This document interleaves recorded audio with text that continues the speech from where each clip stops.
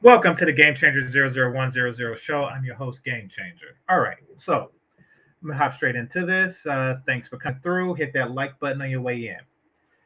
Yesterday, I was watching Obsidian. I didn't watch the whole thing. Shout out to Obsidian. Shout out to Mumia Obsidian Ali. Salute. In fact, I'll drop the link if you want to, because this is about your show. All right. So, by the way, that link is for Obsidian and Obsidian only. Except Grinch. Grinch, if you want to come up too, you're welcome to come up too. So anyway, so yeah, I was watching the show. Very good show. I didn't get to see the whole thing. I got bits and pieces of it, but the missing pieces of the puzzle was filled in on Bernard's stream just now. Shout out to Bernard Riley. And basically, as I understand it, Nicki Minaj, she said some things like, "Can a man do dot dot dot in bed?" And I think that that dot dot dot is make a woman come three times or more. Now, and I'll try not to make this too personal, but I don't know or care if I made a woman come three times in the bedroom. I care if she made me come three times in the bedroom. I really see when it comes to counting, I count my own orgasms. I don't really count hers because that's not the purpose of sex. The purpose of sex is to assure that I orgasm. It begins when I go up and it ends when I go down. So, when she said that, it's like, okay. And then from there, then became a bit of a stretch because it went from there to just Pookie and Ray Ray, which I'm assuming is like her de facto mating pool. Pookie and Ray Ray don't really care about, tender love. He don't care about that, and therefore is ill capable of pleasing women. Now, I get a little bit of why Obsidian did that, why he went with that narrative, and you're there. You correct me if I'm wrong. You know, I get it because a lot of guys, particularly black guys, live off the reputation of their penis. They live off of the ethnic reputation of their penis, or the tribal or the behavioral reputation of their penis. Meaning that if somebody was to say, this, like, guys from this block really know how to put it down, and then you're that guy, you don't necessarily know how to put it down, but you're from that block, or if somebody would say, guys from East Oakland really know how to put it down, but guys from West Oakland know how to eat the box. Like, people live off of reputations like that, and I think part of what Obsidian wanted to do is he wanted to dispel that reputation. He wanted to say, listen, the juice isn't worth the eggplant, so to speak. He wanted to kind of put that out there, that the reputation is not necessarily what it seems to be. And truth be told, I can definitely surmise that. I mean, like, and that's because I don't really see a correlation, or why there would be a correlation. Like, I don't see why there would be a correlation between how a man conducts himself outside the bedroom, which would determine if he is Pookie Ray Ray or even educated lame. I don't see how that would really translate into how he behaves in the bedroom. Now, I get that from a woman's point of view, sex is pretty much hit or miss. Where guys, where for guys, sex is pretty much hit or hit. Like, there are very few bad sexual encounters. I've had a couple, but very few bad sexual encounters that exist in the world for guys. So for a woman, she's looking for cues on if he could put it down, and she's looking for signs. She's looking for hints. So maybe in her exploring such things, she just said, okay, this group put it down. Or maybe it's a reputation that they just started themselves in order to get more access. Who knows? What Obsidian was doing was he was dispelling that. He was basically putting the like, okay, I'm gonna put it into this whole Tyrone putting it down in the bedroom myth, and just nip this in the bud or nip this in the penis, and just say, something, it's not all that. Just ask Nicki Minaj. Uh okay, I get that it was done, how it was done. There may be truth in it. I'm not saying that they're particularly bad at it, but I don't see why they would be particularly good at it. So, to me, it's a wash. But it's not really whether it's true or not that's concerning to me. That concerns me. It's really more to the fact of, why do we as black men say stuff like that? Like, why do we divide ourselves into individual groups and then compete on the basis of our sexual market value, or just general sexual value in this case, to women? It's not a good look. It's not a good look. And we're pretty much the only group of people that do that. We're the only group of people that try to prove our worth in any aspect through our penis. Like, think about it. When was the last time you seen a bunch of Asian dudes? And by Asian, I mean Oriental. When was the last time you seen a bunch of Oriental dudes in a room? Everybody was kung fu fighting over pussy. When did that ever happen? Like, when? It doesn't. It doesn't. And this isn't a result of anything. But, and this is something that our machismo won't get us to admit, because then people will individualize it, say, I don't have those type of problems, that this is a you thing and nobody wants to be that dude. So I'll be that dude. There is a worthy pussy shortage in Black America. Keyword being worthy. Sure, there's a lot of unworthy vajayjay out there. There is a ton of it, literally, because if you get four of them together, they weigh a ton. But there is a lot of it out there. But as far as like true femininity, as far as like the just natural woman feel that you get from being in her presence and stuff like that, that's rare. And like I say before, if you ain't effing pick me, and of course you disagree. Of course you disagree, Charles Gill. See, this is what I'm talking about. This is what I'm talking about. Oh, I disagree. So apparently for you, it's in abundance, huh?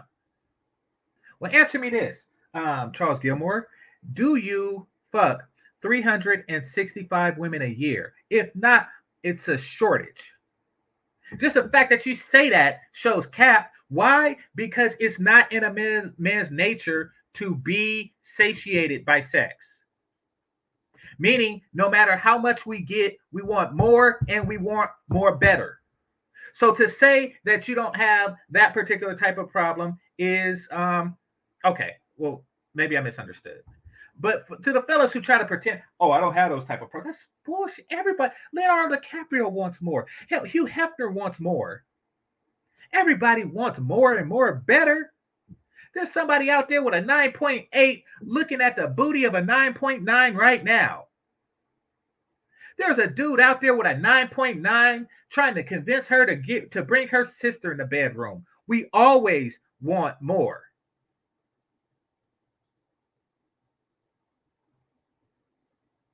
But there is a dearth. There is a dearth of mateable women in the black community. And I've known this for a while. You want to know when I realized this? I'll tell you when I first realized this. Realized two things this night. My first time going to a non-black nightclub. I think I was maybe like 20. Asian dude, Filipino dude, took me out to where he liked to kick it. I was like, all right, bet. I'm into different cultures of women and all this stuff. And it wasn't just a Filipino nightclub. This was multicultural. There are black women there too. And when I went in, first of all, they didn't check you. They don't frisk you. They don't hit you with that metal detecting wand that they do. So I was shocked. I just showed them my ID, and it was 18 over club. I just showed them my ID, and they was just like, walk all in. Just walk in. I was like, oh crap. That's new. They was playing the same music that I listened to at that time as a young black man. But the women were almost all height weight proportionate, and they all were politer. And they all were generally better at being women. They weren't overdressed. Black people, particularly black women, tend to overdress in nightclubs. Don't know why, but they do. And it was more interaction between the men and the women. Basically, they're just better at being women in every way that you measure value of women. That is his primary mating pool. Now, if you flip that to the black community, our mating pool is as follows. Our mating pool is a maybe I'd say like 30% of women who just meet the height weight proportionate criteria. Maybe 30 to 50%. And then 100% of the men with any type of taste standards at all are going after those women. Now, here's the caveat. And here's something that puts a monkey wrench in it more. Here's something that put a monkey wrench in it more. Most of the women who go to these venues, I'm talking about on the black side,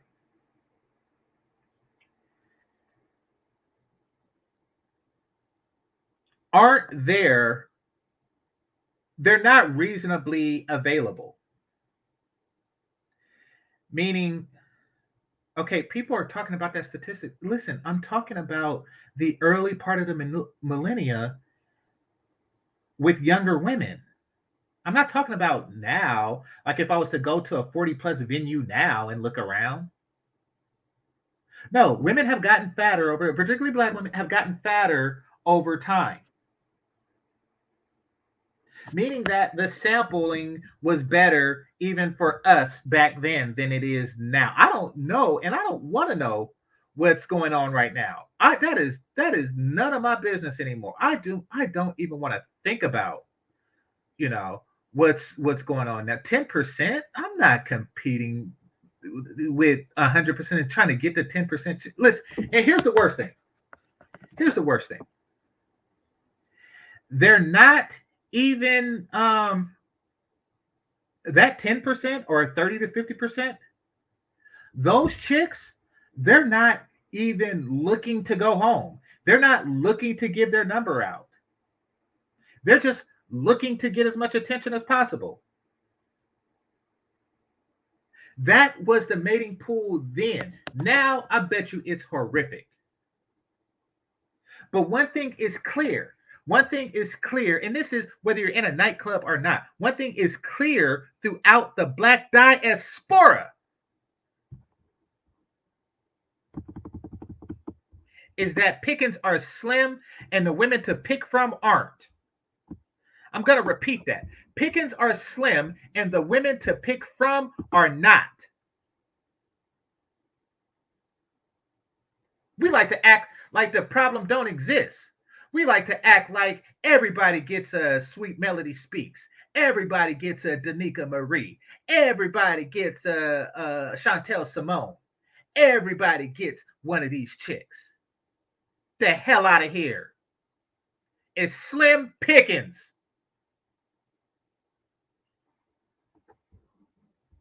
Which is making the men hyper competitive. Like too damn competitive. It's putting Crips against Bloods. It's putting Pookies against Ray Rays. It's putting educated men against lames. It's putting ham against burger. It's putting strawberry Kool-Aid against grape. It's putting everybody against everybody. Everybody is trying to say that my group is worth the pussy. My group deserves it. And see, here's why. Here's why. Here's what it comes down to.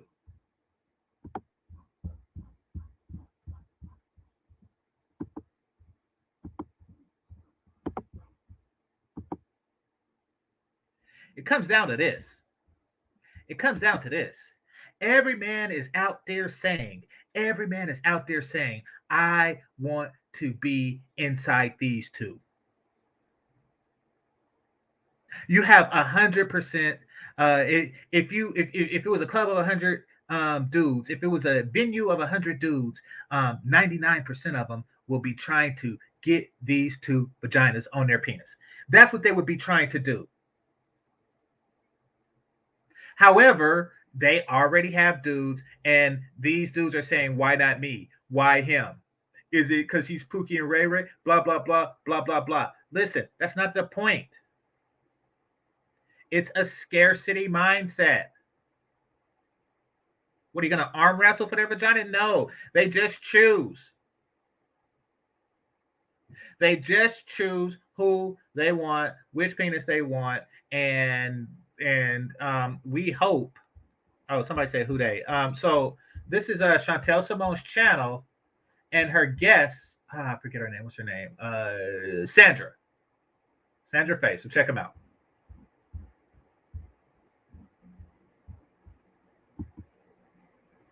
See, we want that femininity. Look, let me show y'all again. And I'm not talking about looks.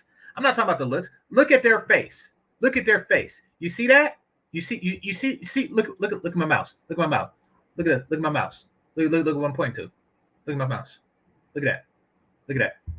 You see that? Those are teeth. Those are teeth. Those are teeth, and that's and that expression that they have on their face is called smiling. They are smiling. Why are they smiling? For a lot of reasons, but primarily because they ate a little bit of food and they're not hungry. That's primarily, See, that's the thing. See, we do not have an abundance of this. We don't have a surplus of this. We have a scarcity of this. Got people in the chat room saying, it's nice to see women who aren't overweight. You see, that's the thing. See, we are happy with the absence of a negative. We're so happy with the absence of a negative that we are not even looking for the positive. That's why it's scarcity. So we have like this Royal Rumble, this battle royale, this Thunderdome of men that are trying to say why they are the most valuable. No, I already have my smiling chick. And they already have their dudes who get sandwiches. But that's not the point. The point is that we're all in this hyper competitive mode, and we have been for decades. Black men, we have been for decades just to get the basic absence of negatives, just to get a basic fit, feminine, friendly chick. We've been going at that for a while now, and it's time to. It's like, listen. There are a lot of things that you can do to assure that you get what you want. And I'm not a dating coach or anything like that. Talk to those who are. in that regard. However, I can't tell you how to not get it. I can't tell you how to not get it. And the quickest way to not get it is to hyper compete with other men openly in front of them. You look ignorant. And you want to know what's worse? The worst part is that they are in the background cheerleading as you fight for a missed opportunity to get into their subpar of a JJ. That's what they're doing. They're in the background like tee hee hee hee hee, And you want to know what else they do just to fuck with you? Just to fuck with you? Just to watch you monkey dance? I'm gonna tell you what else they do. The other thing that they do is they always put one side against the other. Always. Take me, for example. Oh, Reese Johnson says, just showing love, put stove changer or checkmate on a t-shirt. Yeah, I should. That stove thing kind of went out of, went out of proportion. Thanks a lot. Thanks a lot. All right. And then Charles Gilmore III says, what is the solution to the battle royale problem? Don't fight. Listen, here's the thing. There's no prize. There's no prize. What do you think is going to be the outcome? Huh? You think they're going to fuck you? You think that they're going to sleep with you because you have disparaged Pookie Ray Ray, or Pookie Ray Ray has disparaged the ELs? You think that that's going to be the end? It doesn't work that way. It doesn't. Like, women, and trust me, I'm not going to pretend to know the nature of women, because honestly, I'm not going to say I don't completely care, but I only care enough to attempt to reasonably get what I want from them. Just like I only know enough Spanish to get what I reasonably want from a taqueria. For those of you who don't know, a taqueria is like a mom and pop, because it's California and I know people are all over, but a taqueria is like a mom and pop taco place. Sometimes they come in the food truck form or whatever, but yeah, that's all the Spanish I know. And to to offer a Dominican chick a stove. So that's about as much as I know about the nature. And really, that's all I care to know. But in any event, I do know this. And this is just going off of, shout out to Alan Roger Curry when he was talking about their the hierarchy of what women want from men. He said that in a super chat on Bernard's stream. He said at the top is the athletes, at the followed by the fraternity dudes, followed by the good-looking guys who are smooth and charismatic, et cetera, et cetera, et cetera, followed by the guys with the nice car. So, but let's focus on the top two. What do the top two have in common? The athletes and the fraternity guys. These are guys who have demonstrated that they can effectively work together in an organized fashion. Is there competition? Absolutely. That's why it's a sport. That's what, one school versus the other, et cetera, et cetera, et cetera.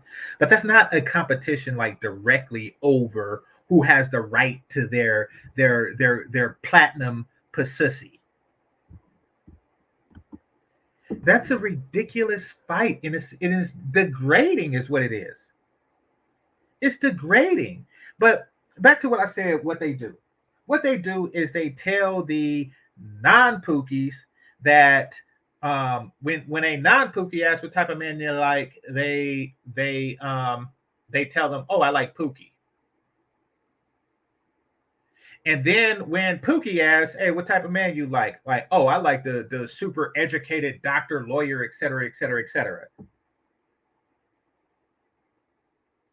That's what they tell each side, that they want the opposite. Why? So you can be in a constant state of a constant state of feeling inadequate. They're playing on your feeling of inadequacy. They're hoping for that. Why? So you are so hyper focused on if you are adequate because Pookie isn't educated enough and the educated lames aren't Pookie enough. They're so focused on if you feel you're so focused on if you are adequate to them, you're not stopping and saying if they are adequate to you.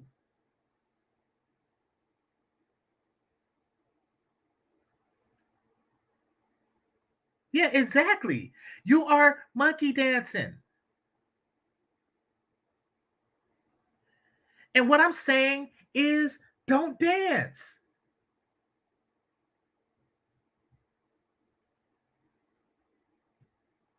That's what I'm saying. I'm not gonna say to a woman. If I walk up to a woman and say, first of all, I don't walk up to women and say what type of guy you like because I don't believe that we should be pigeonholing people into categories like this anyway. However, there are those who do that, and to me, I'm like, um, I don't want to like. How are there different kinds? How are there different kinds of guys?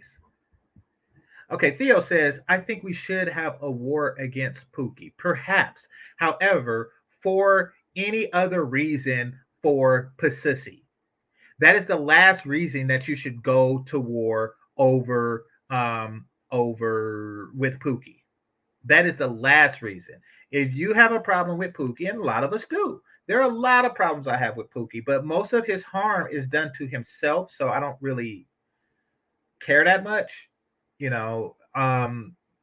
But if you have a general problem with that, then yeah, by all means, but don't have it be over, who is the more viable mate to the few black female pacifics in the world, worthy pacifics in the world. Don't do that. You're not going to win. First, because here's the thing, it's a division. It's a division. See, notice how hit the like button. Notice how in the American Civil War that they had it after the American Revolution. I mean, almost a century after, but yet and still, follow my point here. They had it after the American Revolution, meaning that when you are already in one war, in one trench warfare, when you already have your muskets pointing towards a superior enemy. At the time, England was the world power, not a world power. It was them and France, and that's pretty much it. They were the world power. Just like America is the world power, they were the world power, and America was fighting against them. Do you think that now would be the time? Now would be the time for the Confederacy to fight amongst itself? No, it's like, okay, we will talk about our differences in 100 years or 90 or so years. We'll talk about our differences. We're going to table this talk. We're going to table this whole slavery fight, but we have something else, to cover. We have something bigger to cover. What's bigger? Gynocracy.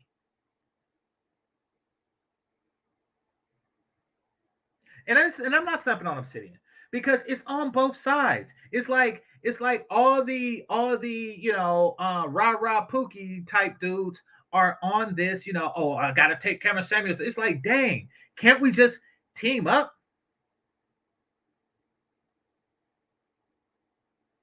I said France is a world power. See, I said and France. That's what I said. Anyway, can't we just team up? Like, can't people who identify as Pookie and identify as, let's just call him Kevin, identify as Kevin? Can't they just get together and agree that this gynocracy is some bull and it is it is the thing that you unite against?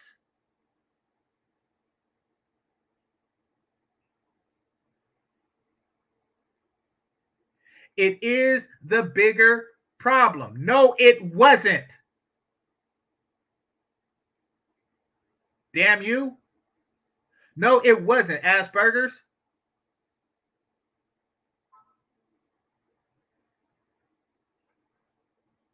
Anyway, what was I? Lost my train of thought. Um, yeah. So can't we just unite on that? Another example from history. Um, um, 300, but was better known as the Battle of Thermopylae. You see, what people don't know about Greece, and what the movies don't entirely tell you, they touch on it, but they don't entirely tell you that, is that Greece didn't really see themselves as Greeks until other people attacked Greece. Outside of that, there are Arcadians, there are Thessalonians, there are Athenians, there are Spartans. Everybody knows Spartans. You know, there are a collection of different city states that fights amongst themselves, that all see themselves as a separate thing until until they got beef with Troy, until they got beef with Xerxes. Xerxes coming with the L Gibbet. Until they have problems there, until they have those type of problems, they fight amongst themselves.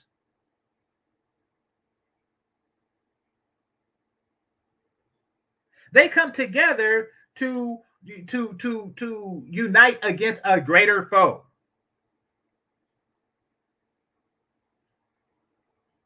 And that's all I'm asking. But instead of for uniting against a greater foe,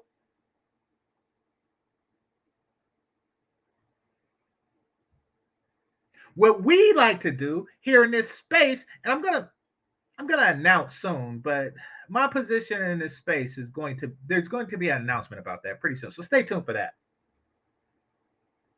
But instead of for that, what we do is we unite um, um, with the greater enemy.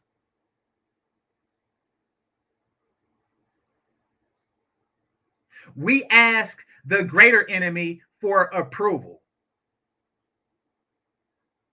We ask the greater enemy, am I putting it down right? Am I pleasing you to your satisfaction? That would be the equivalent to when Xerxes came, Leonidas just bending over and saying, "Hey, I bet you I do it better than those Athenians." The hell out of here! That's what I heard. That's what I heard yesterday.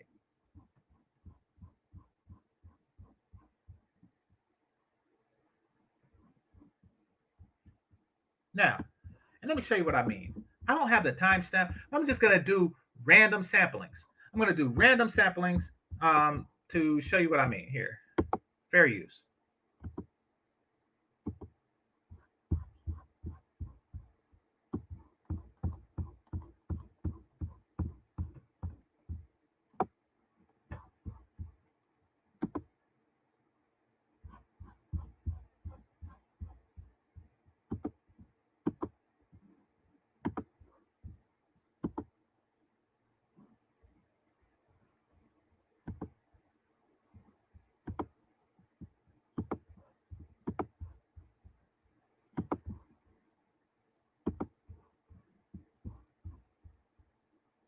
Wait a minute, wait a minute. Like he wasn't shit, and then a few seconds ago you said, "Oh, but later, I need a man with some means and some money." and you just got in front of one. And I'm telling you, men like me will never date you after we found out you dated a Pookie and a Ray Ray. So you just ruined yourself. That's what I'm telling you, sweetheart.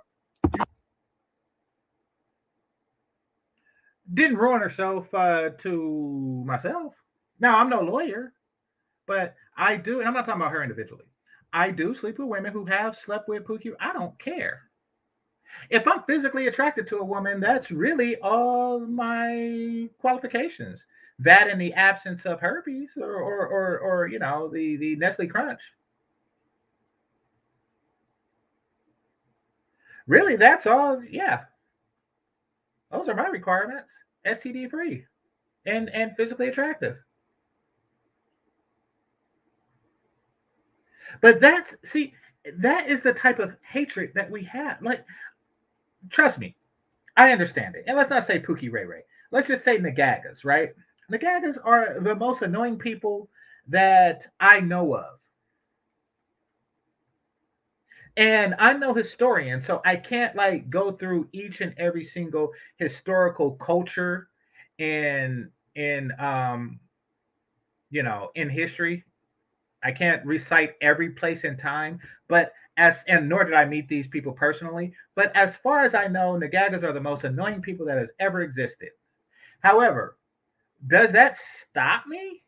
No, no, that'll stop me from like getting with a chick that I'm physically attracted to. I don't really care about stuff like that. We have a greater problem. I would have to see a chick for me to respect any of that. Embarrassed yourself. I didn't embarrass myself. I don't want him. Don't have any of these. I don't want him. Anybody else would be willing to pay, just like him. Sweetheart, you've already ruined yourself. No, I am not going to date a woman who's dated a Pookie and a Ray Ray. I don't want you. I don't want you either. 1% for nothing. Sweet life. I don't. See, it doesn't matter what you want. The fact that I don't want you, and I'm the one that does the choosing. And I'm telling you, other men like me who are successful are not going to waste their time with you. You're like the. Okay. All right. Here's the back and forth. Shout out to Dennis Sperling. This is my first time hearing this part. I heard a part. The part I heard was when Obsidian was asking. What was he asking?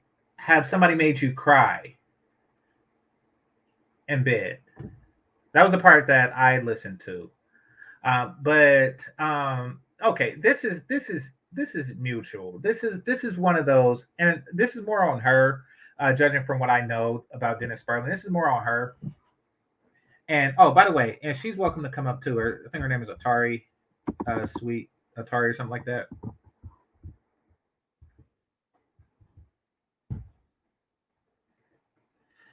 So, I suspect that this is just one of those sour grapes things. Like, you know, to avoid rejection, we say that we don't want the women that don't want them. You know, it's kind of like me saying I don't want Chloe Bailey. It's kind of like that. I think that there's a little bit of that going on, combined with you convince yourself not to want them.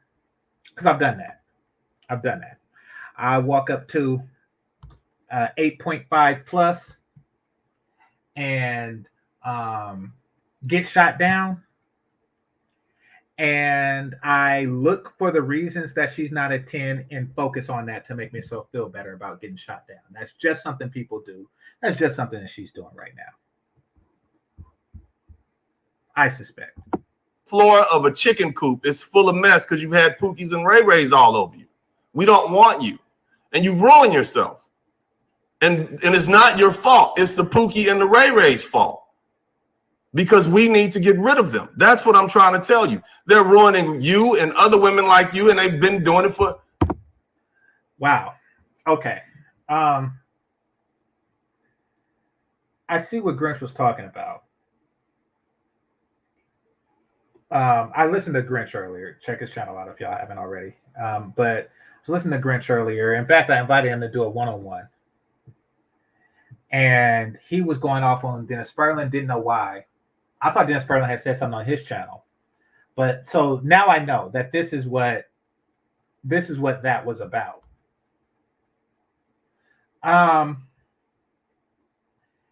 once again, if you want to go to war with Pookie Ray Ray, you know, in whatever means, I know that he means like a nonviolent war or what have you, then do it for any other reason besides their sexual interactions and their sexual habits. Like there's a ton of reasons why one would want to do something like that. You know, um, Deformation of public image to the masses is one of the main reasons I can think of. But the JJ, it's not okay. Here's another thing, and here's another thing that people, that brothers really need to understand, and I don't think that they know this, and they don't know this because of the bull crap that these sisters are playing on brothers. This is a game that they play. They're meant to. I'm willing to bet if I rewind it, and once again, I just picked a random portion. I'm willing to bet if I rewound it, that she told them that she has some type of affection towards Pookie Ray Ray. I'm willing to bet money that she told them something like that. But once again, that's part of the game that they play. She's on a panel with 3 suited dudes and one dude who doesn't, he looks maybe like an athlete or something. I don't know. I can't see his picture that well, but no matter what, there's 3 suited dudes on the thing. So of course she's going to say, I look for the opposite of what you are, hoping that you will try to prove yourself worthy of my vajayjay and not question on if my vajayjay is worthy of you. That's what they do. That's what they're always going to do. Now, his response wasn't as she anticipated, but in a real way, it was something better because, he's showing his disdain for Pookie Ray Ray, which, and it's because of her. So she feels valuable because you actually, because put it like this, the amount of, hit the like button, the damn like button. The way her brain works, the way her X chromosome brain works is that the amount of hate that you have for Pookie Ray Ray is the amount of love that you have for her. She's Helena Troy right now. She is Helena Troy right now, watching the Greeks and the Trojans go at it.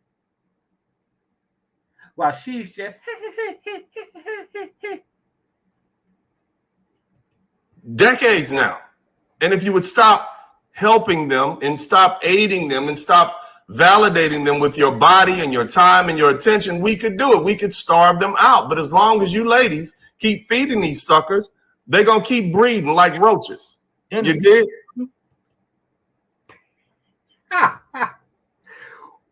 Wow. Wow. He called them roaches. You cockroach. There was a movie called Hotel Rwanda. Apparently, the Hutus like to literally put on clown wigs and drive around with machetes, messing with the Tutsis. And they call them cockroaches. This man is on some clown wig Hutu stuff. You cockroach. You calm down, dude. Calm down. Oh, but this is what I want to say earlier. God dang it. Something's up with my back. All right, hold on. Let me turn on the massage button. All right. Anyway, this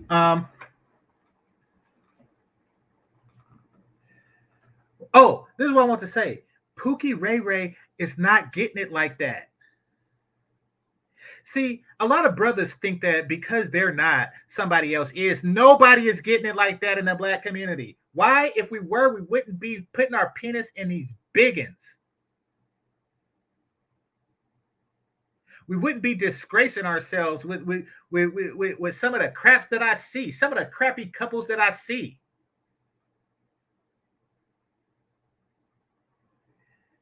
We wouldn't be championing, the biggins. I like them big red bones. We wouldn't be saying that if there was a sector of brothers that was getting it like that. Nobody's getting it like that. That's the movies. That's the movies. Unless you're exceptional in a way that supersedes whatever tribe you're in, like being a lawyer or something like that, or like being an athlete or something like that. Like, you're not getting it like that. You're just not. Not as a brother that sticks with sisters. You're just not getting it that way. Like, stop the cap. So both sides are thinking that the other side is getting it. And we standing on the block like that local big head nagaga named Rico. I don't like that. I don't like that. Yeah, they effing good. They effing real good. I don't like that. Nobody is effing. We think that the grass is greener on the other side. No, it is sand. It is sand. It's probably worse for Pookie. Think I'm lying? Do you think I'm lying? Listen, I don't care what area you are in this country. Go to wherever Pookie congregates and then look at what's there. A who's who of genetic garbage. That's what's there. It's just all kind of like cretins and orcs that they effing these chicks. And they are sleeping with these chicks.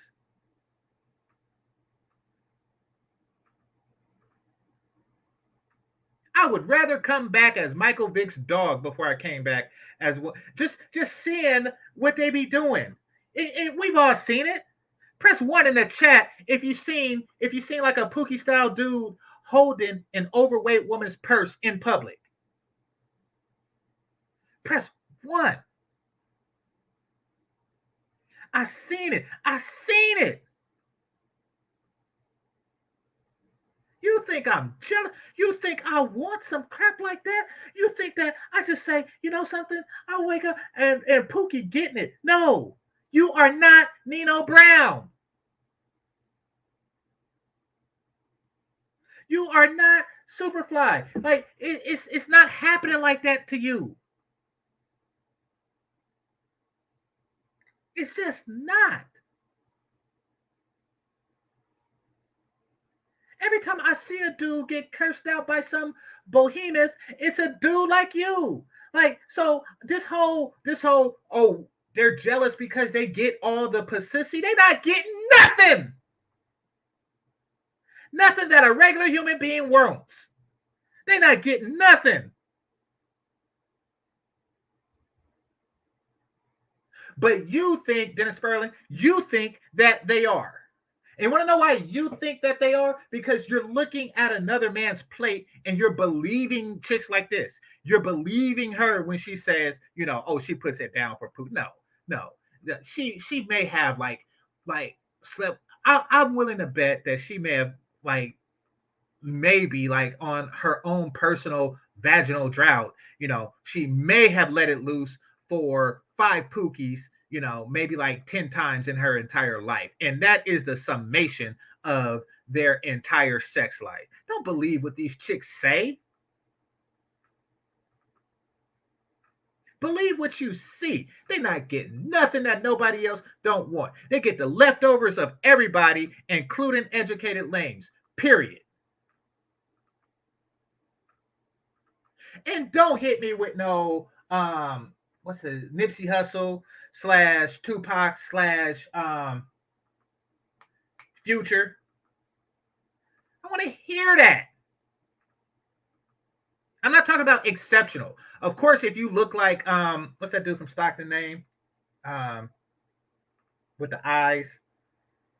Of course, if you look like Jeremy Meeks, of course you're gonna get. Listen, when you are that dude, handsome is its own race. It's its own category of man. Extraordinarily good looking is its own category of man. It don't matter if you got Tim's or a suit on. It really don't matter when you just that good looking dude.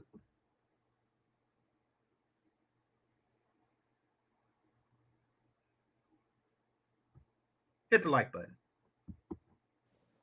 Bro, you cannot make a girl that's lust. That's what they lust.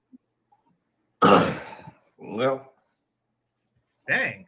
But then there has to be a social. Dang, that was cold. Dude said like 3 words, and I don't know if he dropped or if Obsidian dropped him, but if Obsidian dropped him, man, that's cold, old man. Punishment for it, bro.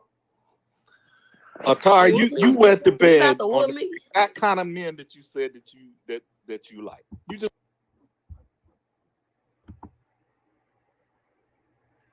Pookie wins because I bet would never check him in person. What? If there was need, I think that you think that Pookie is a superpower or something. I think that you think that Pookie is a superpower. Like, you know, they get Pookie powers. What the hell? Like the same as I would anyone. They don't get like special abilities. Like, you know, they don't get superhuman, you know, they don't get like laser eye vision because they Pookie. What in the hell? That's something. And you see this? You see this? Fellas, I want y'all to take notes. I want y'all to look at this with your eyes. Look at this with your eyes. Sugar bump. See, this is what I'm talking about. This is her trying to put regular people against Pookie for you, so you can feel worthy. Oh, you instigating is what you're doing. You're instigating, and a lot of lesser people will fall for it, but not this one, not GameChanger. Not GameChanger. So you want me to compare myself to Pookie for your sake. Okay, well, now we're gonna talk about you. Now we putting you on the spot, huh? You like comparing people. Let me show you some comparisons. Hold on.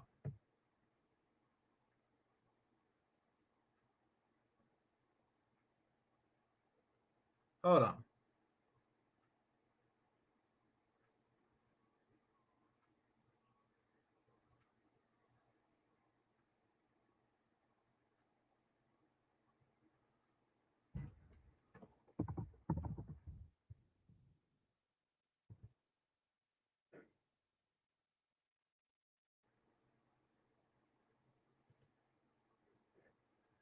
Here we go. All right.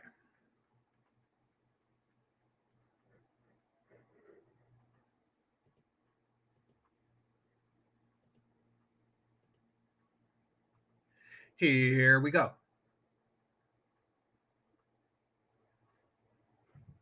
She's Jenny, she's Asian, her body is hot.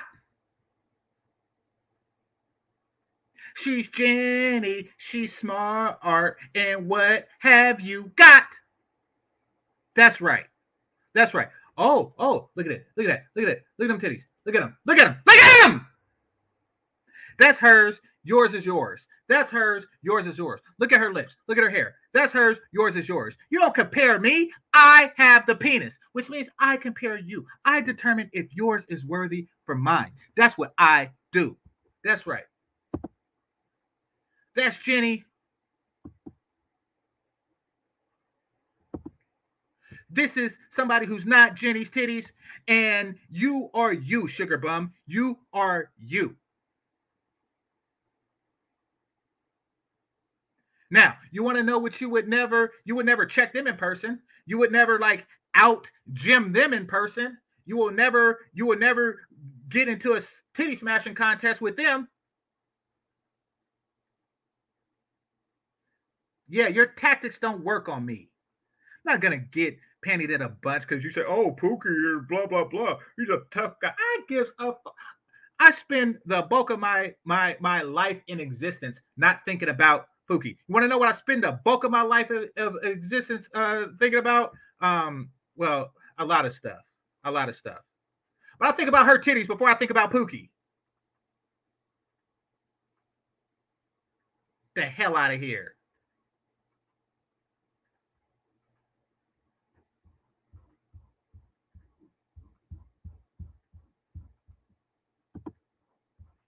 All right, now let me get back to the thing.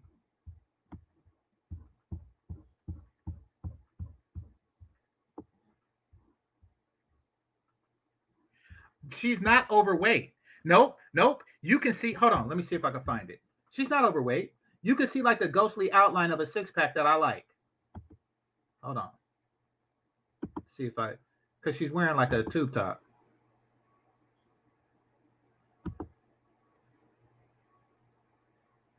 Oh no, I'll come back to that.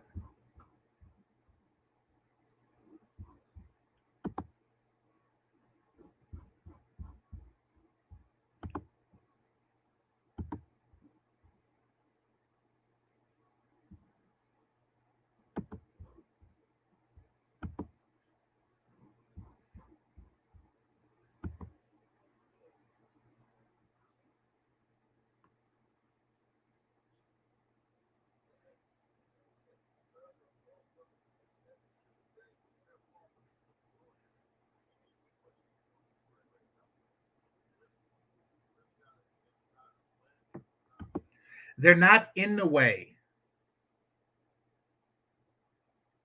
They're not in the way. Listen, and this is going back to the 90s. This is going back to the 90s. Like, it's rare that they get the chick that I want. Outside of like obvious reasons. Outside of like if they just so happen to look better, be more athletic, or excel in the areas other than Pookieism that she finds attractive. That's just a lost cause. Like, that's just something I just write up as, shit, this nigga's handsome. Like, or more so than me, like it makes sense. I don't really care, and he just so happens to be Pookie. Like, I don't really think about stuff like that. But it's rare that I see the chicks that exclusively date Pookie, and they exist. I think that they exist less so now, but they exist, that I'm interested in. Even the hot ones aren't too hot because, and this isn't because like if you mess with Pookie, you ruin yourself. It's because there's sometimes a lifestyle that's involved that does not sustain beauty. Excessive weed smoking, excessive Cheeto eating, excessive what do you call that stuff? What do you call that stuff that they eat? I don't know, but they eat like a lot of nasty crap and they drink like a lot of nasty alcohol and they live a lifestyle that fucks up genetics. So even if you do have like a chick who is just, genetically sound and stuff, it's only so many years of now, laters, and pickles before you start to see the results. And once you start to see the results, it's not too hot. So yeah, he's overthinking it. And I think that Dennis, to his credit, he don't actually know much about the hidden life of Pookie. It's not as glamorous as it, and I'm hood raised. It's not as glamorous as he thinks. Like, the hidden love life of Pookie is not that glamorous.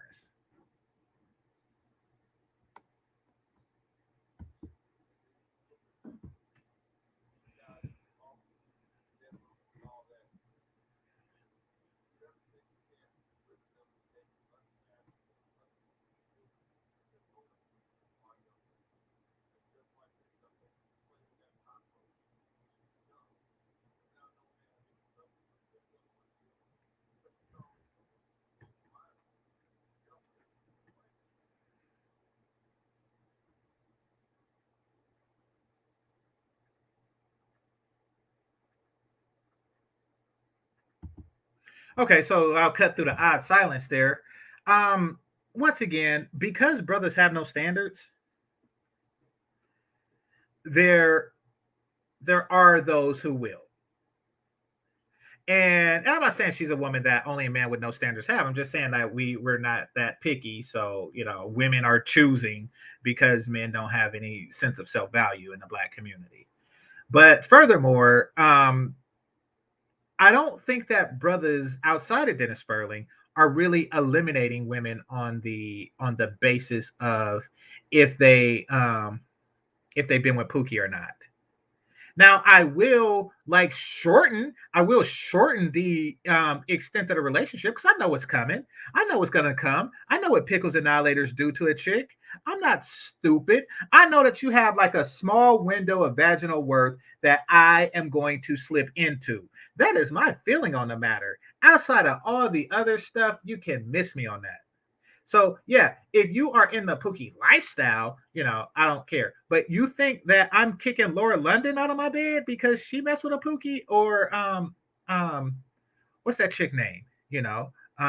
Maya out of the bed because she said something about she had a thing for her bad boys? Nope, I'm not doing that. You want to know? Well, I am kicking them out of my bed afterwards. After. And it's not because they mess with Pookie. It's because I don't like them as people.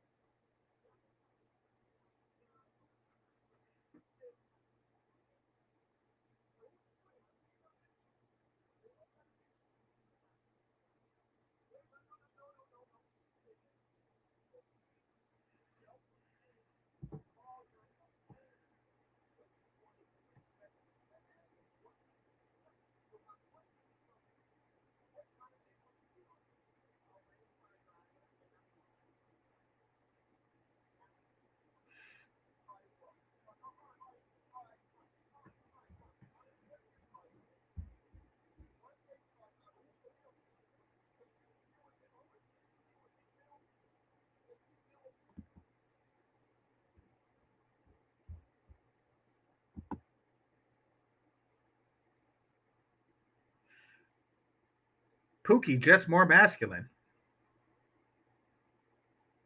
Okay. Oh, yeah, y'all can't hear? Oh, my bad. My bad. They weren't talking about nothing, just race car drivers and stuff like that. Let me stop the screen share and start it again with the volume.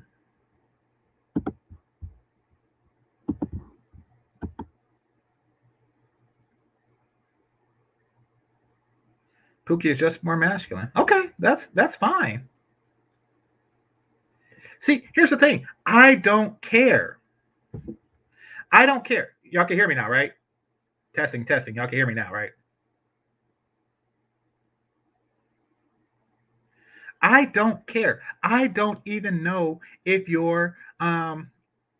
if you deserve a vote in this matter. Let's start there. I don't know if you deserve a vote. What do I mean about deserving a vote? Here's the thing. Women who I don't want to fuck. Opinion don't matter.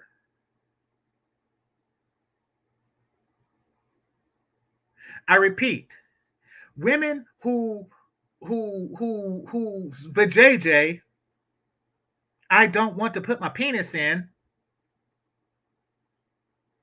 don't have a vote. They do not have the right or ability to cast a vote. Secondly, of the ones who do have a right and ability to cast a vote, you're not allowed to cast a vote in that way because it don't matter.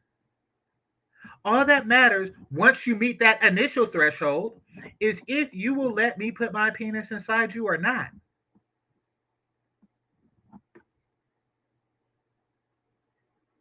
I don't care. If I own an ice cream shop and here's a link, Wrench, or here's the link, Grinch. If I own an ice cream shop, some snot-nosed little brat walked into my shop and say, I want some mocha almond fudge. That's what I like. And I'll say, do you have any money? And if he say no, then I'm like, I don't care what you like. And if he say yes, I'll be like, I don't have it. Eat some chocolate or get the fuck out. That's what I think about your possible vajayjay.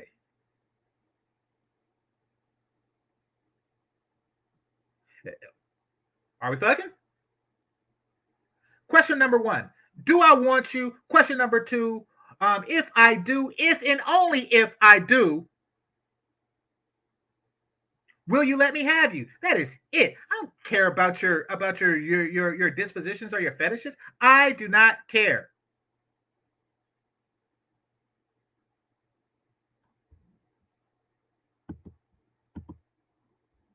Filthy Mockingbird.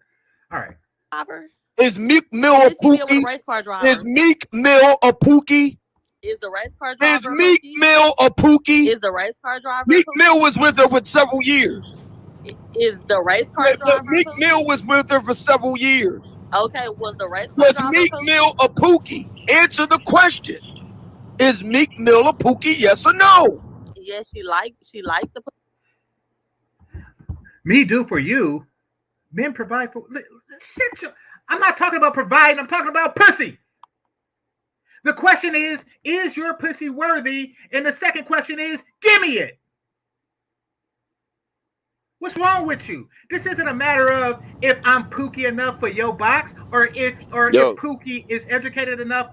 What's up, Gretch? Hold on, right quick. This isn't a matter of if I'm Pookie enough for your box, or if Pookie is educated enough for your box. No, this is about if your box is worthy of my penis.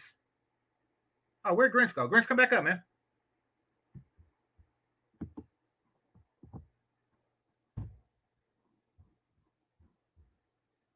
Pookies. All right, then. So when she's talking about dudes not meeting her sexual needs, she's talking about Pookie.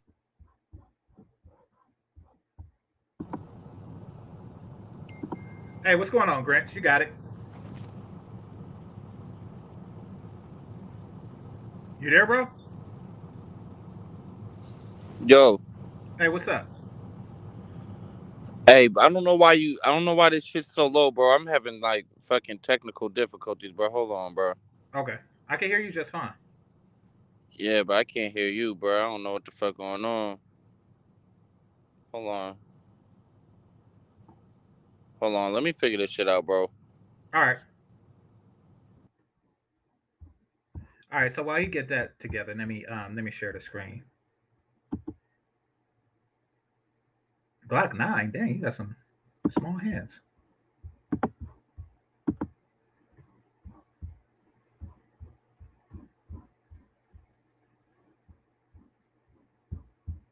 Hey, country boy, the link was for Grinch. I might open up the panel later, but I put the link out there for Grinch.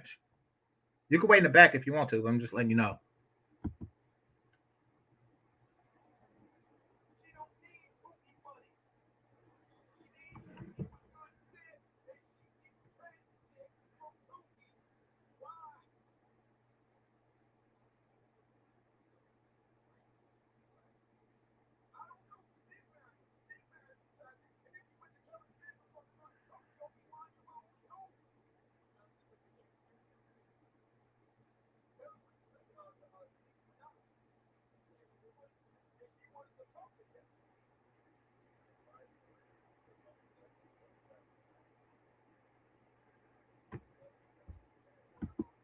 Okay, so she has a point. She got one over on Obsidian with that, but as far as Obsidian also countered it with she wanted to talk to Kevin, and she did, and the proof is that she continued the conversation with Kevin. So that's the proof.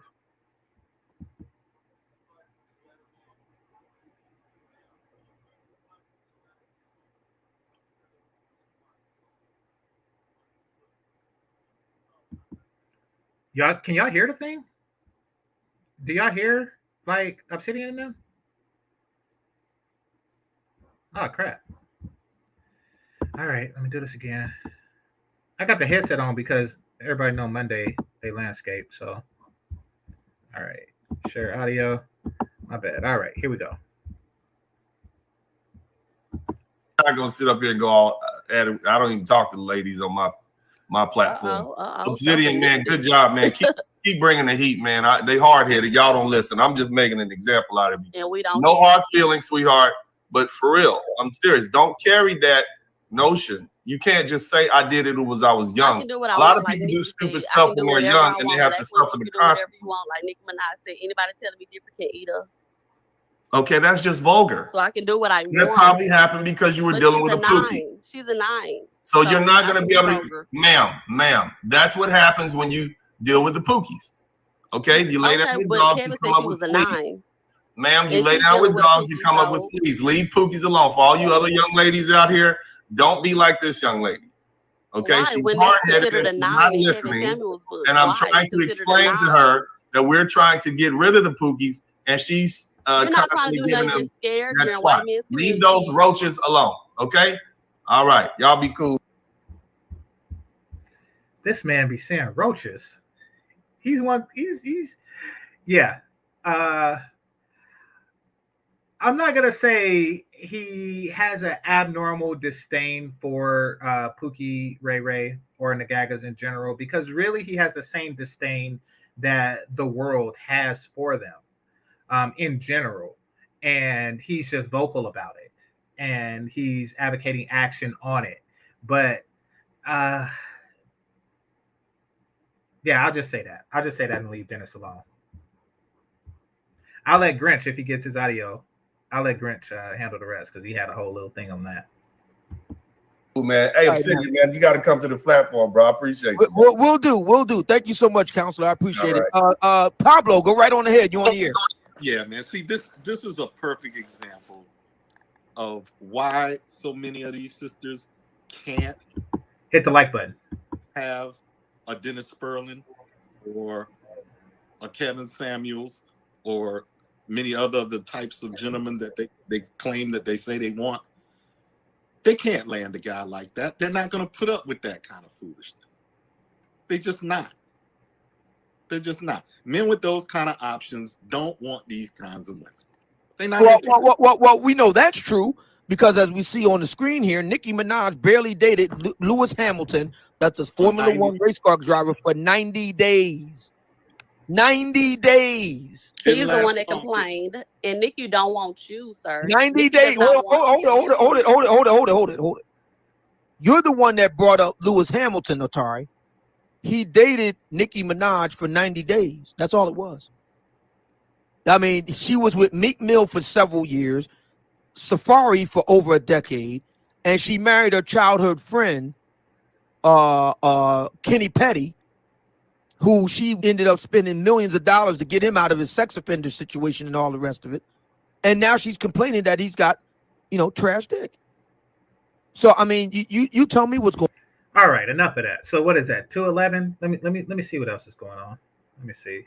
All right, there's more people here now. Let me scroll here, see what they're talking about. Oh, Kevin's in the chat room. What were you scared of? Why were you scared?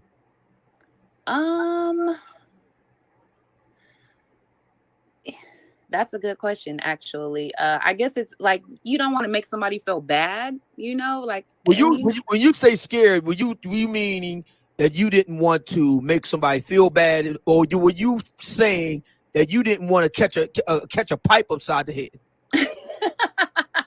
No, I'm being dead serious because Pookies have a reputation for violence. Yes. All right. See, this is what I'm talking about. This is what I'm talking about. I mean, really, Pookie is just like a caricature of a Nagaga. Is really all it comes down to. Just like Mammy would be the name that you place to an overweight woman with a certain sassy attitude or something like that. Or Keisha is, the quintessential, feminine version of Pookie or female version of Pookie. You know, it's just a name that you put to it. And yeah, if you want to put as part of the general Nagaga description, is that they're violent, then yeah, go for it. I mean, but let's not. Why are you slinging mud? Why are you slinging mud? The focus really should be more on what you like, not on what she likes. You're trying to convince her not to like Pookie. Chances are these chicks don't even like Pookie.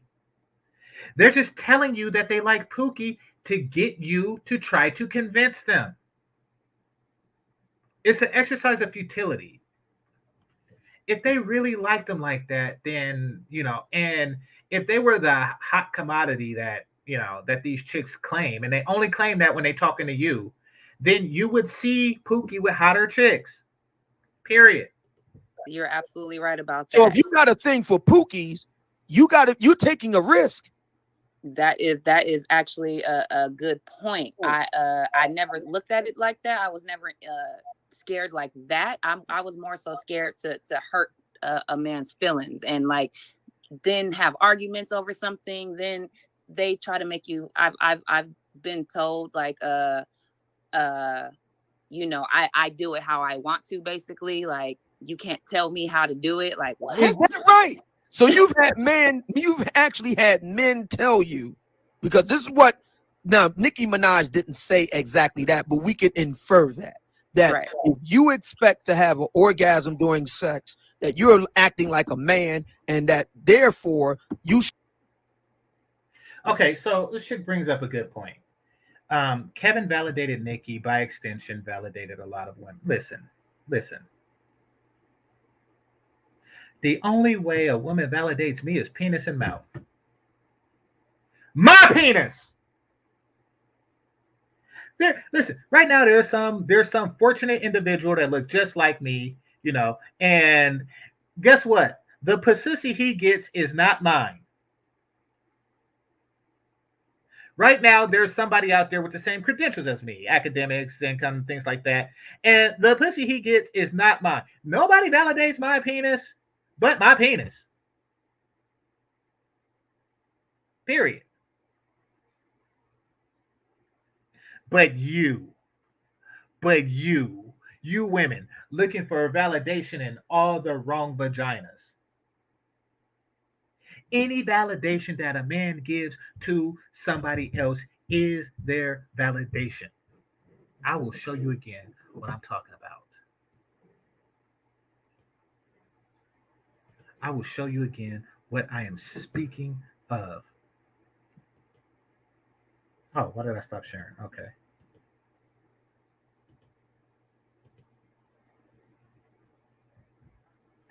I validate those titties. Now, because she's black and she has a similar top that you may have, does that mean that I validate yours? Nope. Because you go out and buy the same brand of hair that she buys, does that mean I validate your titties? Nope. I validate those titties. Those are the ones I validate, not yours. So if Kevin wants to validate Nicki Minaj, that is her W. It's not yours. You're not Neil Armstrong, one step for man and a giant step for mankind. Nope. Nope. She's not walking on the moon saying, you know, one validation for Nicki is a validation for Nicki kind. Nope. That is her validation. That is her W.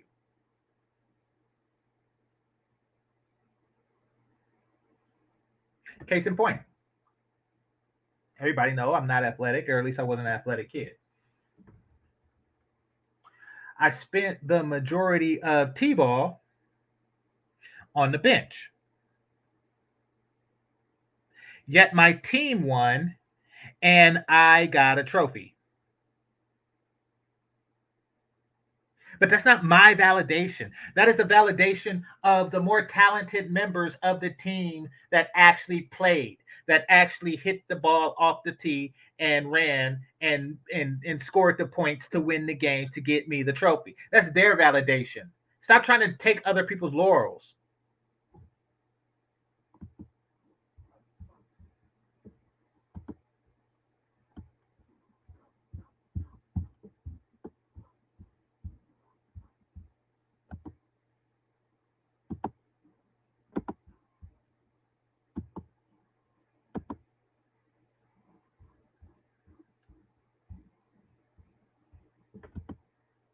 Should be cool with what kind of sex I give you, essentially. So you've experienced that. Yes. That you felt you couldn't talk to a guy about how you would like to be done or something like that.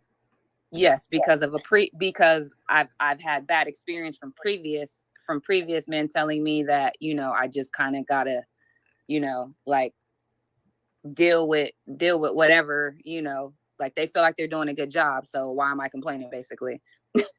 They thought they was doing a good job, not you. They thought that. They thought they was doing a good job. It was good for me. So I mean, you know, and you sitting there unfulfilled. Why does your fulfillment matter? How important is your fulfillment? From a completely biological standpoint, the point of sex is to make babies. And the only way babies are made is if I'm fulfilled. Babies are made whether you are fulfilled or not.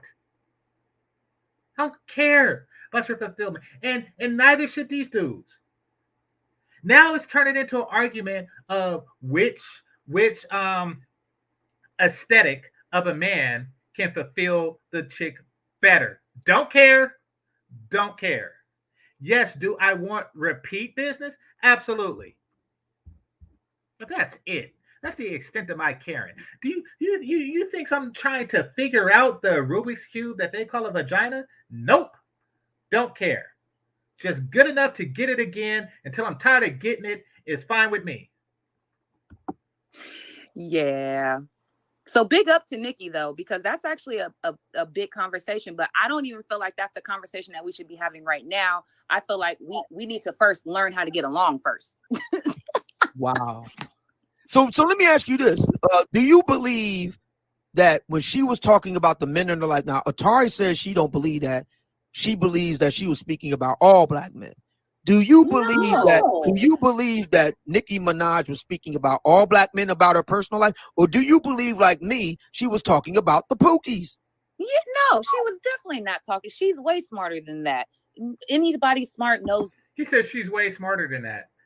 Now, I don't listen to modern music. I haven't for over a decade. But, well, I'm not in a position to assess her intelligence because I'm just not. So I'll just move on. Not to generalize, and I definitely do not believe, nor did I get the sense of her talking about all black men. Absolutely not. Absolutely not. Just the dusties, the self-centered ones. Mm-hmm. I think she was talking about the Pookie.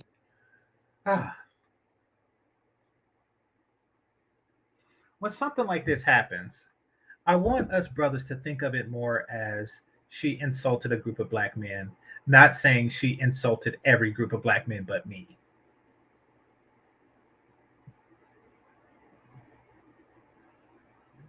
You know, think of it like if a white person was to use the N-word. Think of it like that. Think of if a white person was to use the N-word and you're just standing there like, oh, you talking about every other black person but me.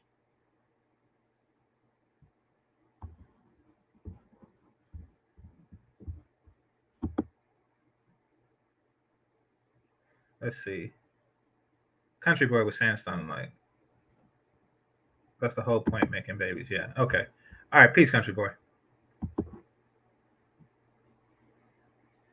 We're easily divided like that. And that's why I've been distancing myself from like the manosphere proper in time of late. That's why I've been reducing the interaction that I have there and the panels and stuff like that. Because We're too easily divided. Because at the end of the day, we have this scarcity mindset towards femininity, and we're going to chop each other's head off, to get closer access to it. So you're not going to get any type of organized structure of men from that thinking.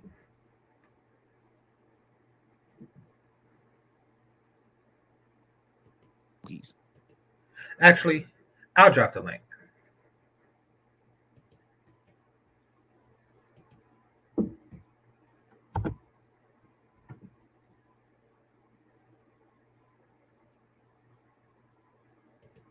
Yeah, And Pookie, Ray Rays, Dusty, and when you look at her ledger, Lewis Hamilton is the lone exception that proves the rule.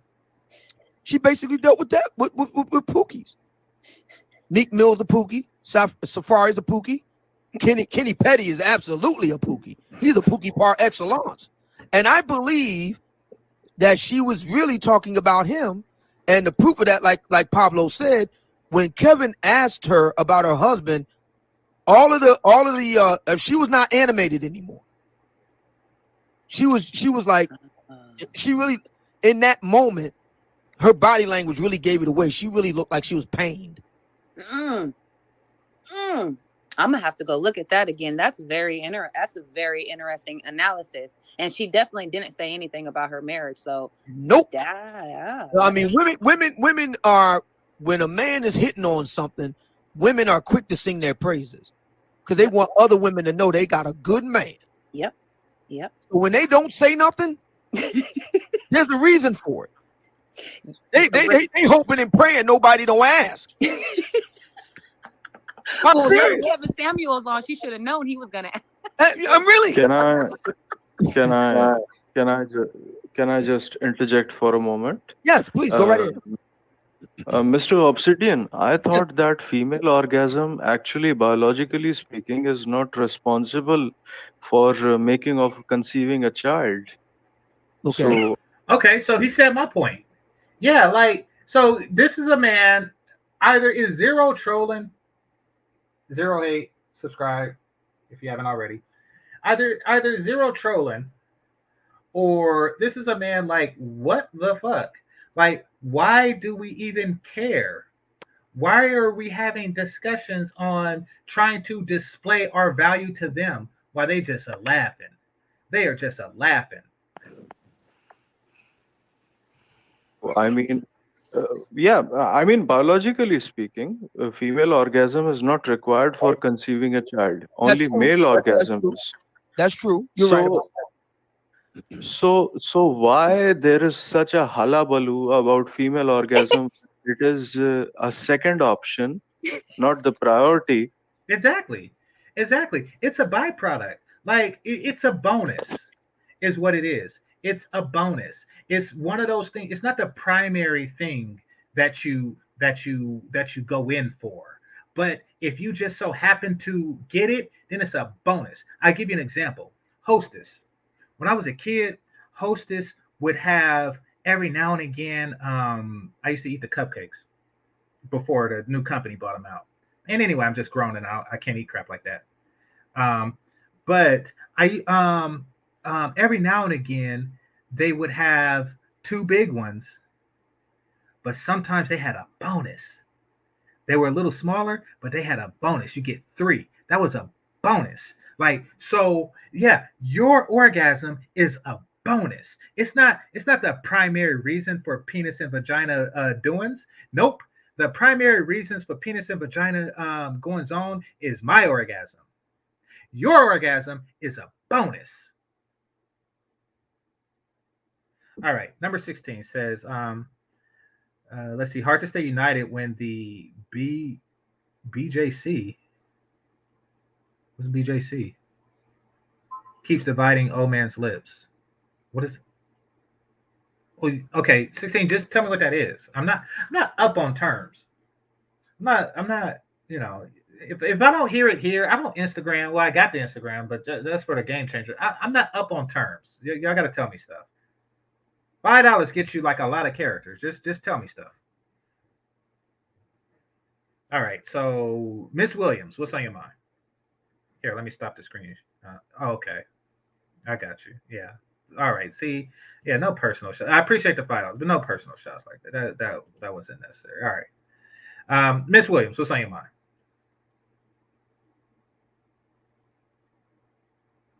Hello? If you're talking, I can't hear you. You might be muted. Oh, well, she left. She's probably getting her mic together or not.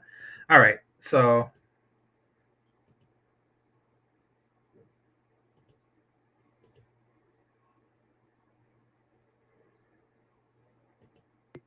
and being a, because I will tell you what the problem is. Women actually never like nice guys who are a good husband, a good father, indeed, who have been a good son, or who have been going to the church with their parents before their marriage, even though they are 25. These kind of guys are looked over because they are thought as pushovers. And history has told us that actually, what I'm going to say is a little bit graphic, but the ones who bring moisture into your vagina are always the bad guys, not the nice guys. That is why nice guys are, pushed over. what effed up history book is he reading? Okay, I was rocking with the dude at the beginning, but what effed up history book did he read that said that bad boys, you know, brings greater pleasure? Like, what is that? And looked over. So that is why Nicki Minaj has to go about her female orgasm, because her priority is her own orgasm. Her priority is not having a family, a husband, a good man, and who would be compatible for life. I agree with this dude. I agree with this dude. Like a woman's, if you focus on orgasm, then you're not a good woman.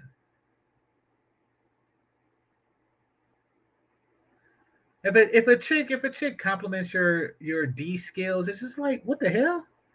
I don't care. You got lucky. In the process of me pleasing myself, you found your own pleasure. I'm happy for you. But don't get it twisted. That's not the purpose of your being. The purpose of your being is to please my penis and get me food. And and and Exactly, game and, changer. and yeah, and get milk for my children. That is the purpose of your being. If you can't learn how to get pleasure from that stuff, then what good are you? Other than one of the three things just mentioned. You over concerned Yeah, about your pleasure. You need to concern yourself with my pleasure.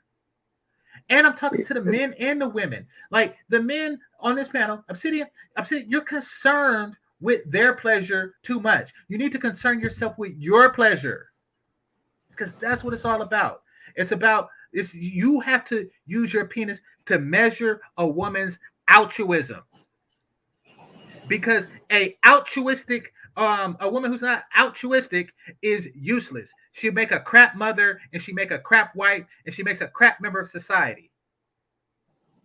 She brings nothing to others. She just brings penis to her vagina. What you gonna do with a chick? They're useless. Useless to the world. What's on your mind, country boy? game changer. I'll be real brief with you. Okay. But like you were saying though, it's not that you know it the value of her box. It's you put like you said. It's her box word of your manhood. That's what you said, and that's why a lot Exactly. of these a lot of these successful brothers, that's how they looking at it now. It's not vice versa, it's the other way around. The brothers done found they value and they not valuing box over they self no more. Exactly. Exactly. See, that's the thing. Like, don't get me wrong. Box has its value. I like box too. But not all boxes are created equal. Let's be clear on that. Yes, And let's get a distinct understanding on it. yeah, and it's not my duty to sexually. You can listen. You can get a broom handle. You can get a dildo and have at it. I don't care. I truly don't.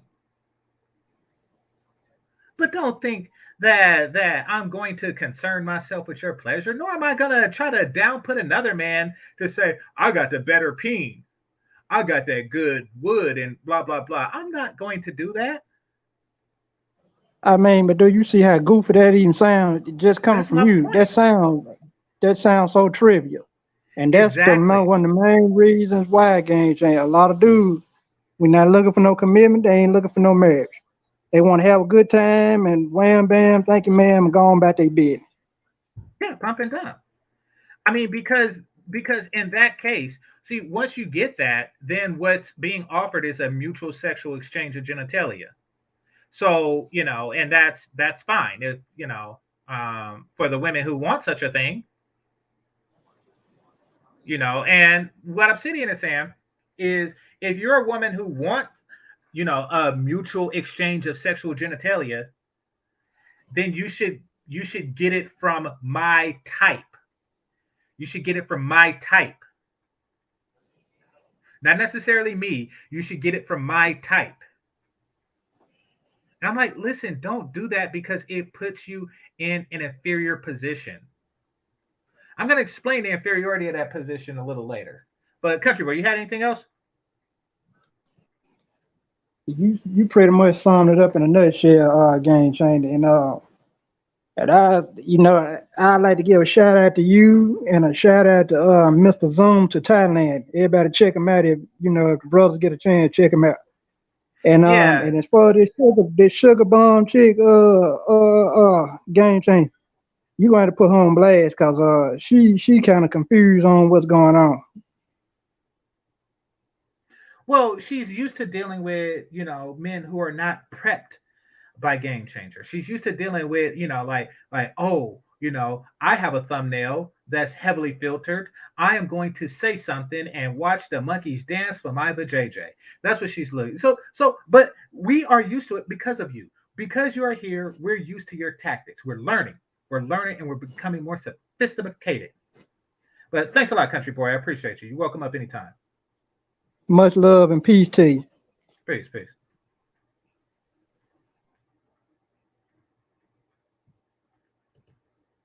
Ain't this some see, this is what I'm talking about. Who says y'all worthy of a woman's heart, soul, and mind? I don't care about your heart, soul, and mind. I might not even care about your body, provided that you have a decent one. I might not even care about that. Heart, soul, and mind. Get the out of here. Heart, soul, and mind is what fat women offer when they don't have a nice body. Oh, but my heart, soul, and I don't care about your heart, soul, and mind.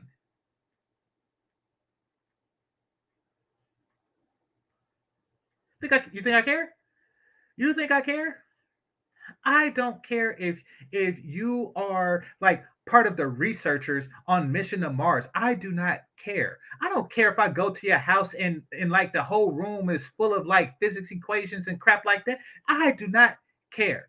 I do not care if you donate to PETA or something like that. I don't care. I do not care if you have 6 third world starving children that you feed in your house right now because you adopted them. I don't care. I will care in the future. I care about stuff like that after my penis is in your mouth. Then I start looking for other qualities. Then I will determine if you are worthy in that regard. Win the hearts. I'm not trying to win that. I'm trying to win your body first. If your body is a prize, and if not, then my penis is at the other side of a treadmill. Dang it.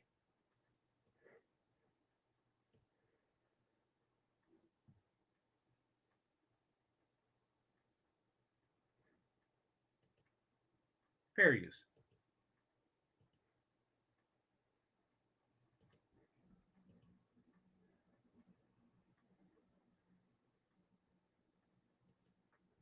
She's looking for some fun. That's it.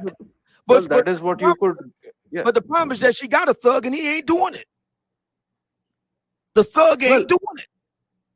Now it is her problem. She picked that guy. She chose that guy. Exactly. Thank you. Now, let me say this, Trillian, and we're going to bring up. I want to hear from the ladies too.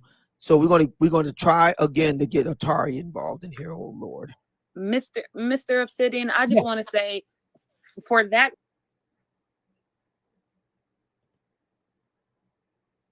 Y'all see this? Y'all see this? Y'all see this, fellas? See, this is why.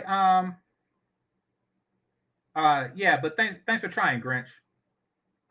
So I talked to Grinch earlier, asked him to come up because he's the one. Him and Edward are the ones that see closest to how I feel about this situation. This EL Pookie Ray Ray thing. I mean, it's fruitless. It's stupid. You know.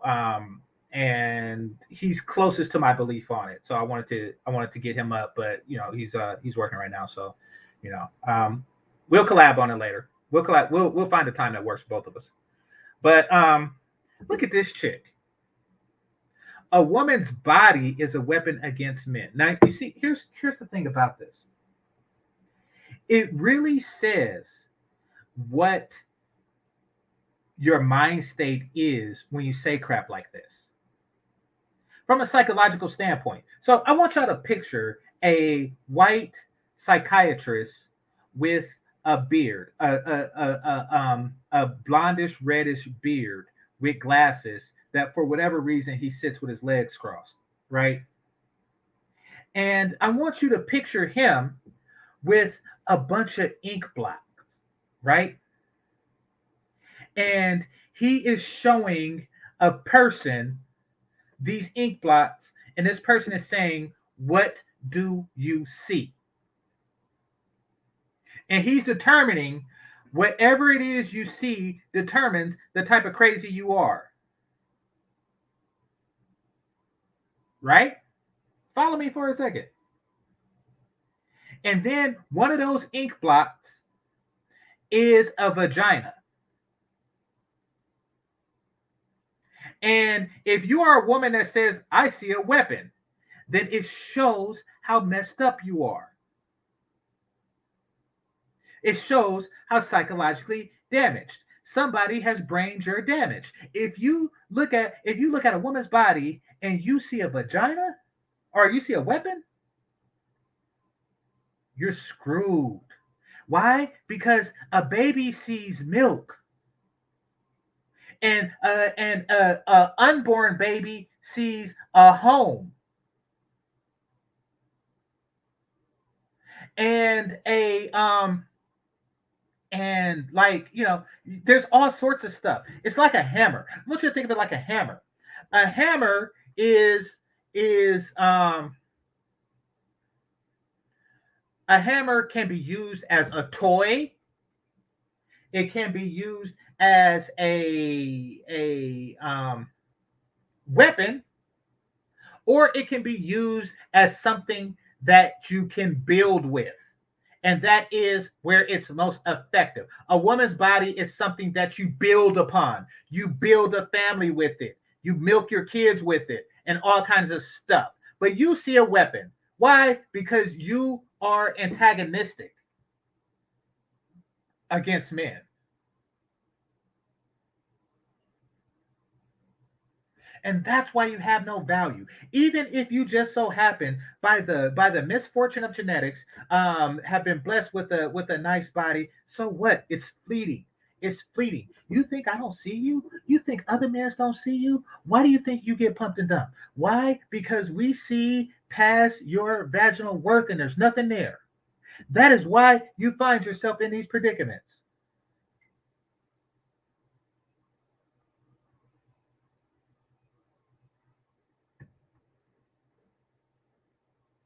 She said something else too. Hold on.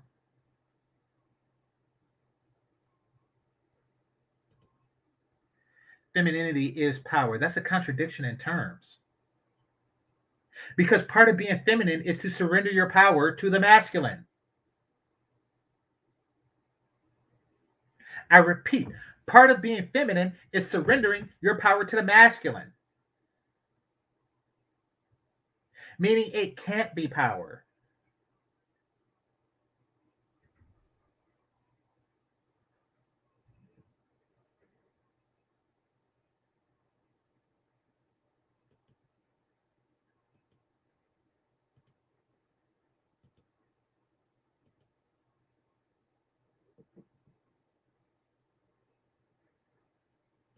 reason is why I don't even say anything about female orgasm, because of that right there. Because there's a lot of men that really believe that. And at the end of the day, I mean, me personally, I am looking for something serious. So for me personally, I don't really care about sex. Like, that's like the last thing on my mind. But now you hear that? You hear that? That is femininity. Now, what she means to say is she don't care about the personal sexual pleasure that she receives. She cares about how much she gives to a mate. I don't know who this is, but see, her brain is correct.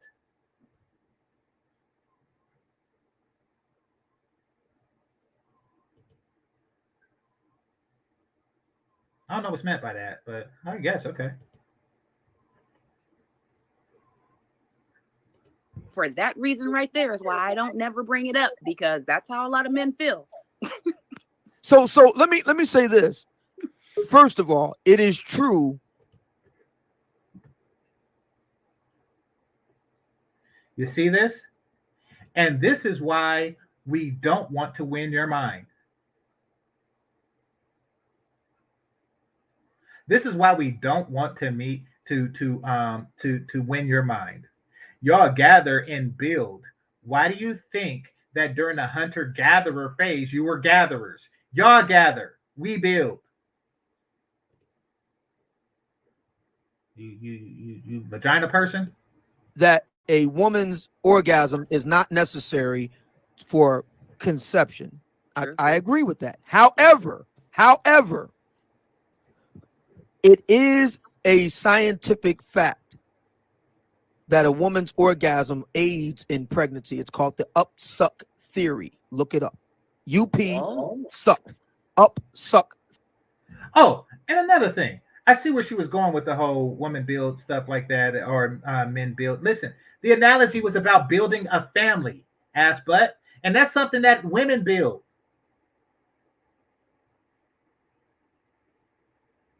Your body is used to build a family. Hell's wrong with you? It's used to entice the man to put the sperm in you to get the kids, to keep the man in the house with the kids. It's used to build the family. It's used to build and sustain the family. Hit the like button. Theory, look it up. It's in the book. It's on my Pookie book list. Yeah, no, seriously. It's in a book called The Evolution of Desire, Strategies of Human Mating. It talks about it in the book. Scientific researchers have researched the fact, because this is true, a woman doesn't have to have an orgasm to get pregnant. However, the question becomes, what is the evolution? You slow as fuck. You just the fact that you say stupid stuff like that. You wasn't listening, and you just going assuming stuff. I'm not even going to edify you on what was actually going on. You're slow.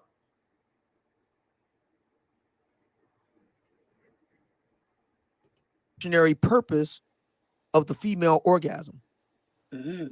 What is the evolutionary purpose of the female orgasm? The theory goes, and our Indian brother does make a point. The theory goes like this. He does make a point about this. The theory goes that women are more likely to have an orgasm with a highly desirable male.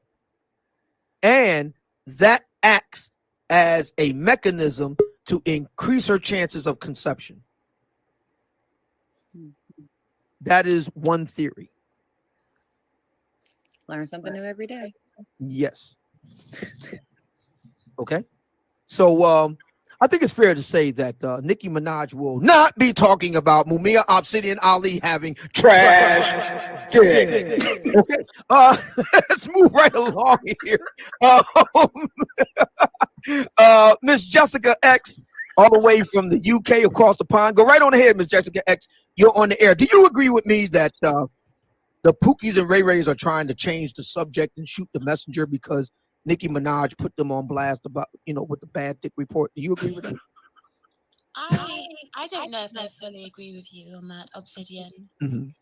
I don't know if I'd necessarily make it a Pookie, Ray versus educated man thing, because we can go with it. Yeah. I'm not that type of girl. So since me and my husband has been separated, we're not divorced. We probably never get back together again because he's still out there. He was a young fool then, now he's an old fool. Oh man. And the things that I've been hearing on this YouTube and this man's sphere and this woman's sphere, I feel so sorry for the young ladies because. Oh wait, somebody said female orgasm increase fertility? No, it doesn't. Sperm count increases fertility. And even if it did, then I'll just do it twice without, that's what increases fertility, doing it twice. Or 3 times, or however many times it takes. Each time without a female orgasm. That increases fertility.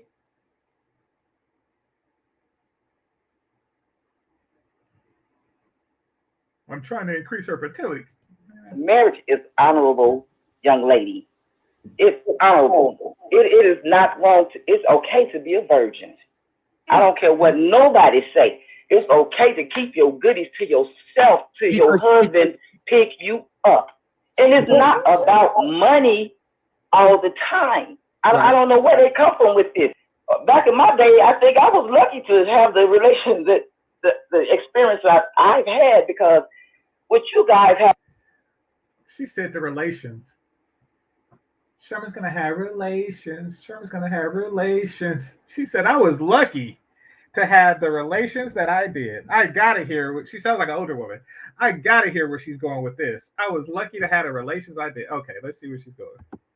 About here, dating is a whole nother meaning from when I was coming up. It's a whole nother meaning. Oh man. Like what's out here, I wouldn't want it. Oh man. I feel sorry for these young ladies because what you're getting, that's not it. Oh man. There's no more imagination. It's sad. Oh man. And the women my age, they ought to be ashamed of themselves on camera come out they had 2 men running a train on them. Like that's something to be proud of. Period. Oh, well, all right. Well, how about this? How about this? How about you had 2 men that were highly skilled running a train on you and you felt great, or you was, like you and Nicki Minaj with the trash Pookie D. Which one would you choose? Which one would I choose? Yeah. I'm not gonna choose neither one. I'm not gonna choose. I would rather not have it. I would rather order a toy off Amazon or use my finger and turn over and go to sleep and don't worry about no pookies, no ray and no diseases, and nobody kicking my butt. Or use my finger and turn. I'm not gonna choose. I would rather not have it. I would rather order a toy off. Or you was, like you and Nicki Minaj with the trash Pookie D. Which one would you choose? Which one would I choose? Yeah. You was, like you. Hold on, I want to see what the options were, but computer's tripping. Hold on. Period. Oh, well, all right. Well, how about this? How about this? How about you had 2 men that were highly skilled running a train on you and you felt great, or you was, like you and Nicki Minaj with the trash Pookie D. Which one would you choose? Which one would I choose? Yeah. I'm not gonna choose neither one. I'm not gonna choose. I would rather not have it.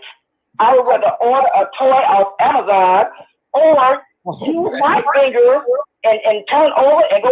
Okay, so yeah, that's him comparing penises, trying to determine which one closest to his is worthy. And he hasn't even determined her vaginal worth. There's somebody in the thing saying, like, why you hate women and blah, blah, blah. No, I hate the ones that aren't bright enough to realize that they're not bright enough. And I hate all people like that. I hate people who don't understand their natural aptitude in the universe. Like that person who just walks around, see a woman going into labor and says, "Hey, I know I'm that guy that takes the paper off straws at McDonald's, but I think I'm going to deliver this baby." No, understand your aptitude. Your aptitude, woman, is, and I'm not talking about to the plurality of women. I'm talking to you. I'm talking to you, person that said this. Your aptitude is possibly my penis. You see, you can't do anything to make your brain wrinklier. Okay, you can't add wrinkles to your brain, so you live with the one you got. However, you can improve your body to make it better for a penis and make it available to said penis. But you refuse to do that. Instead, you hear blizz blaz and hem hamming when you need to tend to penis and get in the sandwich. That's what you need to do. See, you don't see me shooting outside my area. I work software. I don't go into other people's crap. I don't. I'm not one of the engineers on the Golden Gate or the Bay Bridge or anything like that. Why? Because civil engineering was not for me. It's for people like Ike. I don't go into other people's wheelhouse. Thinking good is not for you.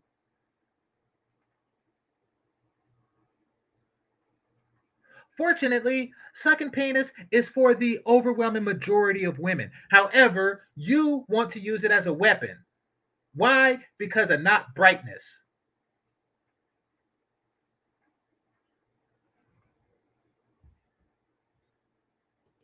Go to sleep and don't worry about no pookies and no Ray Rays and no diseases and nobody kicking my door in, no baby mama drama, none of that. Oh man, oh my goodness. How's it misogyny when it's an individual thing? And so what if it is?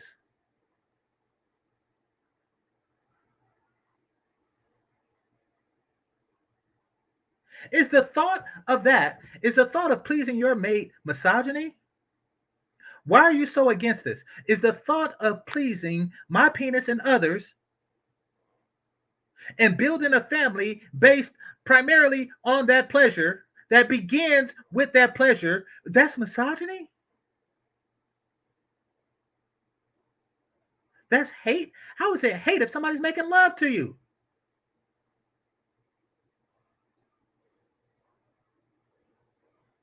It's not misogyny. You want to know why it's not misogyny? Because I don't say stuff like my penis is a weapon against you.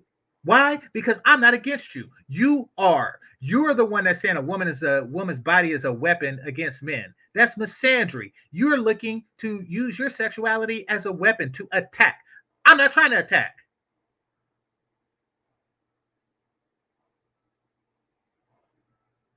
It's not an attack. This is a trade. And we trade masculinity for femininity. And if you don't want to trade, to hell with you. Why are you crying? Listen, the only tears that matter are pick me tears. So Cannot play with them. Cannot win with them. Cannot coach with them. Can't do it. No, this is messed up. This is messed up. This is not good. Pookie's taking L's all over the place tonight. They getting all kind of trash. Nicki Minaj done opened up a floodgate of trash reports on the Pookie. Let me see. Trillian, you now I'm gonna go over there to Atari, and we're gonna see if we can try to work with Atari. Why do I have to be feminine to be mean to men? No, you don't get it. You don't get it. You is somebody. You I give a salt tablet to. If you have twin children, a boy and a girl, and the boy is crying and the girl is crying, you feel greater sensitivity to the girl. Why? Because she's feminine, and feminine tears are worth more. You haven't been behaving in the feminine, therefore, your tears aren't worth as much. Your tears aren't worth as much as regular women. It's not. It's not.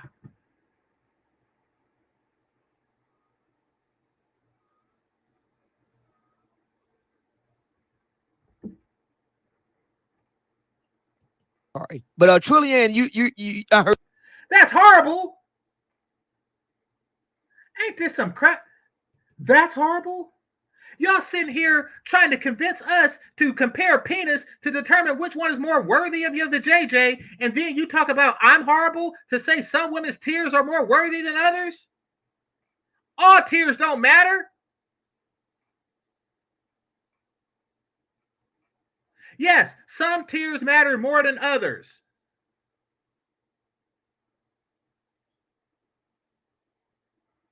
And a submissive, beautiful woman is worth the more than the tears of a woman who don't meet these criteria.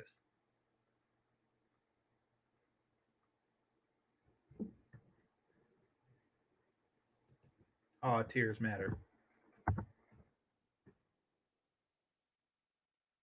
Heard you chuckling in the background. You had something to add to this?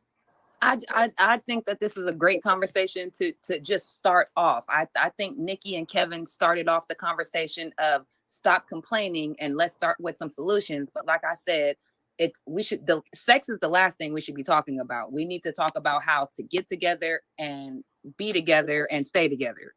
But well, that didn't make sense.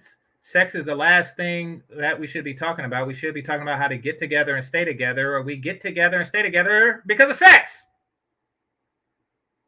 You agree, but wouldn't you agree that that a good sex life is an important component of a good relationship?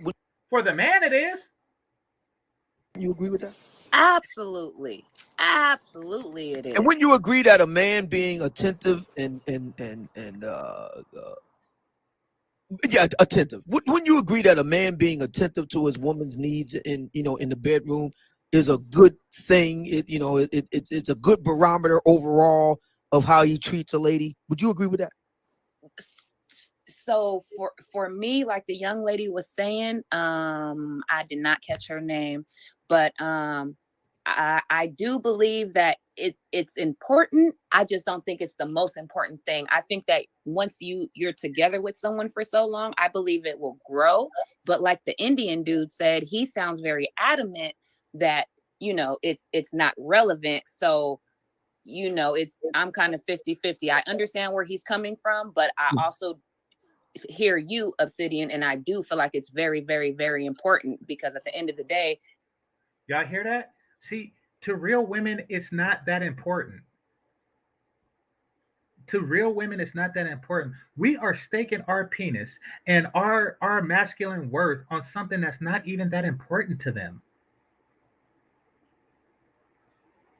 To a real woman, it's not that damn important, but we out here like beating our chests and pissing on each other and seeing who got the bigger stream. Oh, my game is, my D game is better than Pookie Ray Ray, and oh, I got that D game over the educated. We're trying to prove ourselves, and we haven't even proved that the chicks is worthy yet. What's going on, Grinch? What up? What up? You hear me now? Yeah, I hear you. Good. All right, cool. Hey, so yeah, man. In my opinion, they was bugging, man. Like, I mean, the whole conversation goofy all around, but to get to the point where you're trying to fucking like, that's not how you market yourself, or make positive changes. It's come up there and try to convince a girl who obviously ain't interested. You know what I'm saying? Like, the whole thing was just goofy, man. And like, I think there's this sense of entitlement that people have nowadays where they'll look at somebody. It's kind of like that couple where, you'll see like places like Miami or LA. You'll see like people who, walking down the street and, people have something to say about the couple. Like, how did he get with her? Or, it's kind of like that when people, you can't really knock what people like, what people want. But this way Dennis went about it, man, this shit ugly as hell. I will agree that Dennis was a bit too far. Listen, there are certain, and you may disagree. I know that you identified partially as Pookie. You were saying in your thing earlier, but there Yeah. are some things. If you take just the stereotype, and I like you, I don't like to pigeonhole people like that. But if you take just the stereotype, there are certain annoying things that about Pookie that can be done without. However, it's not a matter of his pussy intake. That's the least thing that you should be worried about. If you think that, people with the culture of violence or whatever, people who, and this isn't you, this isn't the Pookie aspect that you represent, but, people with certain characteristics just, uh, you don't like. I can understand that. It's There are not certain conducive to aspects. society. It's not. It's some Pookies who are Exactly. not conducive to society, and I fully understand that. But on the flip But side of Dennis that, there was are some ELs who are the same way, just simply because of their antisocial behavior or what have you. true. True. Well, yeah. I would say to a lesser extent true. But keep in mind we're going off of stereotypes alone. Like the stereotype is that a Pookie isn't conducive to society.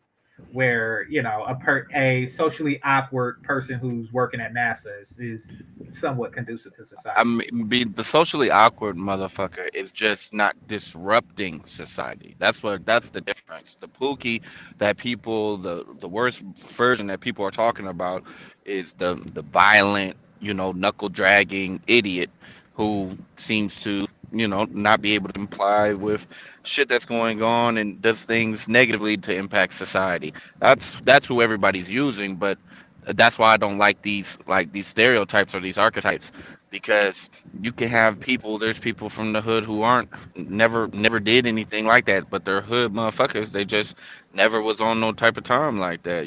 They work at warehouses or move boxes or some shit. Just like there's ELs who when it comes to their stereotype, some ELs they get girls. You know my background in the Right. university. I got friends who's that like it's ELs who's good with women, like killing it out here, like and they educated as ever. So Hmm. I don't really like the stereotypes and how people try to break it down. And so when you hear Dennis go in like this, to me it just shows and to me Dennis is the ultimate example because Dennis is somebody who's known. He's supposedly the successful attorney. He got his money in the bank. He's doing this and that and this and that. But yet and still he has to go to another man to get his bitch, which shows me that he is derelict in his masculinity. Well, what do you mean? Because my girl is my homie's sister-in-law. So what do you mean by that? This is what I mean.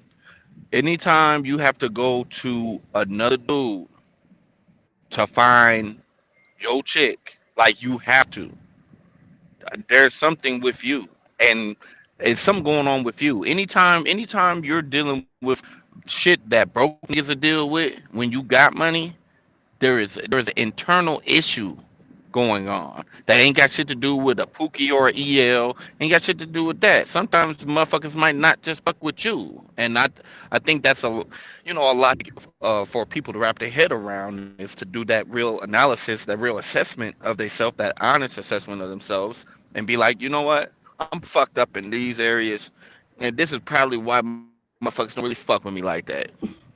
Well, what's his situation? Like, how did he have to do that? I mean, I watch Dennis Bergman sometimes, and from what I remember, he had a Dominican baby mom or something like that, and it was this whole court battle. But I don't really know of like what do you mean you have to go to another chick to get a girl or another dude to get his girl? Supposedly the man is engaged right now, and he had to hit up Kevin Samuels to help him out. To help him out with that. He's Kevin Samuels. I guess he joined Kevin Samuels hookup Facebook group or something like that. And Kevin Samuels made the introduction, and that's how that shit went. I mean, that's the word on the street. Oh, I'm not gonna hold that against it. That's just like any other dating site and shit like that to me. I mean, but to me, it's different, and this is what I mean by that. For say me or you, right? We're Uh huh. not even if we do meet a girl offline or some shit like that. Like I mean, I don't know about how you move, but I don't go to like I'm not on dating, like I'm not searching, like I'm not doing this extra shit that niggas is doing to meet bitches or to, you know what I'm saying, to get on with a bitch. Like it's not It's not that serious. You see bitches every day. You see bitches when you work. You see bitches when you're at the gym. You see bitches anywhere you go, at the movies, at the mall. You see bitches fucking everywhere. And so Mhm. when you're surrounded by women and you're in this environment where, because if you listen to the language that Dennis used, he's not talking about, he wasn't talking about his individual experience with a bitch or what he be doing out here. This nigga was talking about why this woman shouldn't um shouldn't be fucking with somebody else. And You're breaking up, right? from where I'm from, we can't. Oh, you hear me? Yeah, I hear you now. You good? Yeah. So it's called dirty macking. And the thing is, you got a lot of niggas who, and I'm gonna say this: any nigga who's relating with what Dennis is saying, and I get the underlying, oh well, these people who are destructive to society, you should not procreate with them. But that's something that these girls' mamas should be teaching them.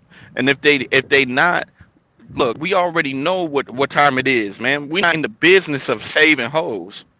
Like if a bitch wanna, that's the main reason why it's goofy. We're not in the business of saving hoes. If a hoe wanna be a hoe, she wanna be a hoe. And anybody who knows hoes knows that it gotta be in her for her to even move like that. So if she's attracted to dysfunction to the level that she'll procreate with it, that's look, honestly, there's nothing that you're gonna be able to do about that. But the last thing any man worth his salt should be doing is out here trying to convince a hoe to save herself, especially in that fashion that Dennis did it, because it makes you look weak. It makes you look like the lesser option. It makes you look undesirable. It's not going to give you the desired effect that you want. That bitch is still not going to want you no matter how much you motherfucking plead, which is why it's funny to hear Obsidian in this conversation, because Obsidian is the one that told everybody vote with your feet. Yeah. So, and I kind of got so from Dennis, I think that he was just on some next level.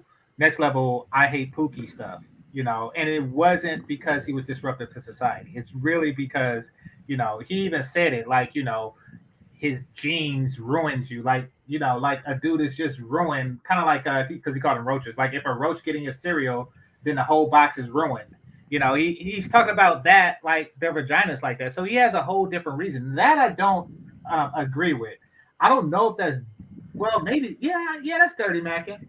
That's dirty macking. He's basically telling other women not to mess with him, It's dirty, and man, bro. it's collective too. Yeah, I it's mean, it's dirty, like, man. and that's the thing. Like both Obsidian and Dennis was. That's really what I got from the stream. It was Pookie did ain't shit. My dick is the shit. Is essentially what was going on here, and I'm like, come on now, like they laughing at that. They laughing at it. First of all, they're laughing because they're the ones that put the two groups against each other.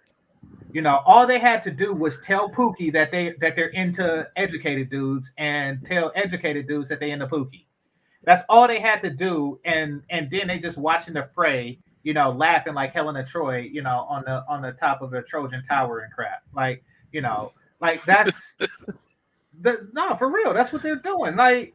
And I'm like, listen, don't play yourself like that, Pookie. Like pound for pound, and or looks for looks, money for money, got the exact same problems you have. Trust me. Exactly. Exactly. Which is why this fucking division shit is retarded. And let's be real. Like, if you're dealing it also this shows what motherfuckers is really on. Because think about it. And I'm of the opinion of this. People were hype about the Nicki Minaj, Kevin Samuels conversation simply because there's a great many of brothers here who were simply hyped because Kevin was talking to Nicki Minaj, and what that to them what that represents, the undertones of that is the supposed EL, right? The educated lame talking to a woman of the gynocracy. The and to me, that is what is at the core of this. It's niggas come out here and say, oh, this it's whore culture. It's nothing but whores out here. You know what I'm saying? Save yourself, woo woo. But then turn around and tell these hoes, oh, well, why you picking him? But what does that say? That means that you want a whore. You feel me? And so when we deal with these women, see these women from the gynocracy, right? Like Nicki Minaj, a gynocratic icon. When you see these motherfuckers and you see how the response that she's able to provoke, at the end of the day, it's kind of like, dicks don't discriminate. And the truth be told, if these niggas could get a position in with a bitch from the gynocracy, then they're gonna do that shit. And I think that shit that Dennis Sperling did, it it it illustrates that exceptionally. You feel me? That even though this nigga supposed to be some high powered attorney and all this other shit, he still got the time to come through and try to save a bitch. You feel me? That obviously don't want. She set out her own mouth. She don't want him. And then not only is he trying to save the bitch, but he's moving in the ways that we categorize as simping here, as being less than on your square. Oh, it's not your fault, lovely lady, that you gotta, that you like to fuck with these niggas and that you're making these babies with these niggas. It's not your fault, but that's why we need to get Pookie out of here. It's just a gynocracy reloaded, bro. That's all this shit is. It's a scarcity mindset, definitely. I mean, the part that I seen of Dennis is he was arguing with her, saying that he don't want her because she been with Pookie, and she in return was saying, I don't want him, because I don't know, he's lame or what have you. But it's a bad look all around, because it's basically showing. First of all, it's a bad look all around because it's showing division.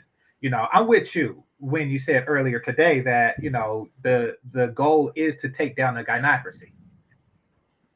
Now, if you're going to do anything, you got to display some sort of a united front.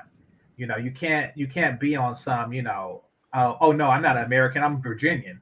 You can't be on some crap like that. Like, you're an American when you're an American when the British attack. Like, this isn't the time for, take care of the divisions afterwards. Like, it's not about that. But exactly. And what they're doing, and see, here's the thing. Here's what gets me the most about it, and this was most of the stream, is that it's a plea to the gynocracy for validation. Yeah, and it really is. Yeah, it's like, yeah. And earlier today, I don't know if you listened to Bernard's, but earlier today, I was talking to Obsidian, and I'll see if I can find the portion. But he was on some straight up, like, I don't deal with dudes that can't put it down in the bedroom. So I'm like, wait a minute. By that logic, if you follow that through to its conclusion, you're basically saying that she determines who you deal with. You're not going to deal with somebody unless he gets a stamp of approval from some chick. That right there is extraordinarily compromised behavior. Like, we can't move forward with that. How are you going to work against? That's like having the enemy pick your generals. Yeah, exactly. Exactly. So, and that's the ugliest shit about this shit, is that at the core of this shit, that whole pleading and willingness to alleviate accountability and just everything that we're just so used to seeing in the black community and the gynocracy in particular. I mean, this is what we talk about. We talk about how you're better than the bitch, how you don't need the validation of motherfuckers who aren't progressive, how you there's other options out here, how you should fuck with who fuck with you, how you should have enough self-respect to stand on your square and not take anything less than what you want. You feel me? These are all the things that we talk about. And meanwhile, we still got niggas who are still stuck. Because, like, look, let's be real. Even with Dennis being motherfucking over 6 foot, right, and having money and having status, right, he's still not what these hoes want. And so it comes back to that base need, that biological impulse, and he doesn't see any way fit. You're at your wit's end when you got to criticize another man or what another type. You create this hypothetical person, this Pookie, who's basically, for Dennis, how he worded it, that's anybody who isn't like him. And to me, that's weak sauce. Why would you beg a bitch for validation if you really understand? Now, he's not really a manosphere motherfucker to the point where, he calls this shit the chitlin circuit. But he's not a manosphere motherfucker to where he understands what we talk about here. And so the thing is, it's looking at this shit, he need to review some of this shit because you can't just. This isn't the circles. He's used to moving like that. He's used to simping, obviously, which is why he's so willing to alleviate accountability from a bitch because he's not used to maintaining a standard for himself when it comes to mating and dating. Maybe in his other areas of life, but it definitely not translating here when you gotta bring up a hypothetical situation or you gotta draw up. Oh, you shouldn't be fucking with him. Look, you shouldn't be fucking with. You shouldn't be talking to no bitch who's not trying to talk to you. Like what? I don't even see the point. Mhm. Well, I don't see. I don't really know him well enough. I know you did a couple videos on him. I don't really know him well enough to really say, if he's simping or not. I mean, from what I've seen, it seemed like it was just some like Pookie Rage shit. Like but for all I know, he's simping for his girl. He just simps all the time. I'm not gonna say it's a negative or a positive in that direction. Nor am I gonna completely out the dude before I even like get enough of a feel for where he was going with it. But that what he was saying was how can I say that? How can I say this? Extreme. It was some extreme hatred on Pookie Ray Ray. Now you said something. You said something else. Dang, what I want to cover. Oh, that they not feeling him. I never go off of what a chick say. I never do. I don't know if they're feeling him like that or not. I mean, maybe, maybe not. But I do know that they have a vested interest in not being direct in what they're interested in. And some dudes suffer from that. It fucks with a lot of dudes' self-esteem and and crap like that. I mean, I'm pretty sure you also you women are just indirect. Like you graduate high school and then like sometime down the road in college or you visit and you find out that these chicks had a crush on you, but they never really told you or anything like that. You come across situations like that. They're never really direct on what they want, and sometimes they're just downright obtuse about it. I mean, yeah, but that's definitely not the situation here, bro. The woman definitely told him to his face that she wasn't checking for him, and he continued to try to push his fucking narrative of, oh, you don't know no better. I have to dream and all. Like he continuously on that path, and my thing is like, look, yes, there are women out here who might.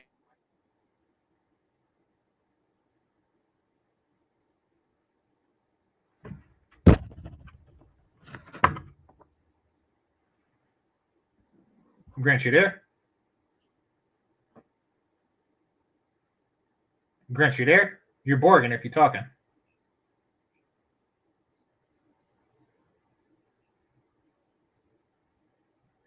All right. Well, while he does that, I'm gonna play this clip. Hold on.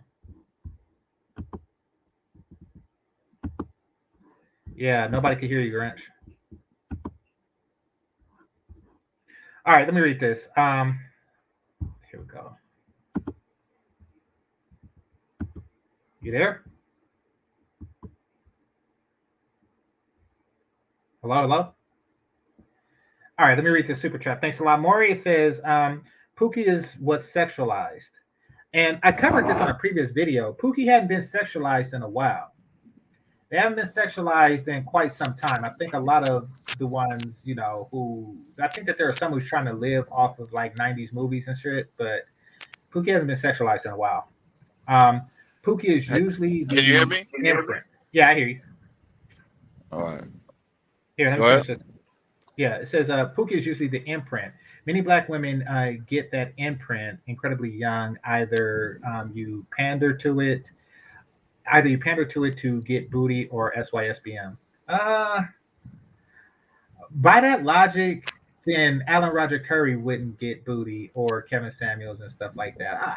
I get what you're saying. Don't get me wrong. There is a there, and every race deals with this bad boy appeal that their women have. But I do think that the EL over exaggerates. Like if you ask an EL who probably isn't that successful in that regard, have him tell it, and they all get it like Jody from Baby Boy. Like they all just getting it like that, and they all getting it from the slim, sexy chicks that be having that lip gloss and be like, I just want some dick. Like they all got it like that. That's not the case in my personal experience. But go Yeah, ahead, Grant. that's facts too. That's facts. A lot of it's exaggerating going on in this bitch. Every EL is on some super lame. You feel me? I can't give this shit. I know niggas who look. I know niggas who kill it out here. You Exactly. feel me? Exactly. And they're every.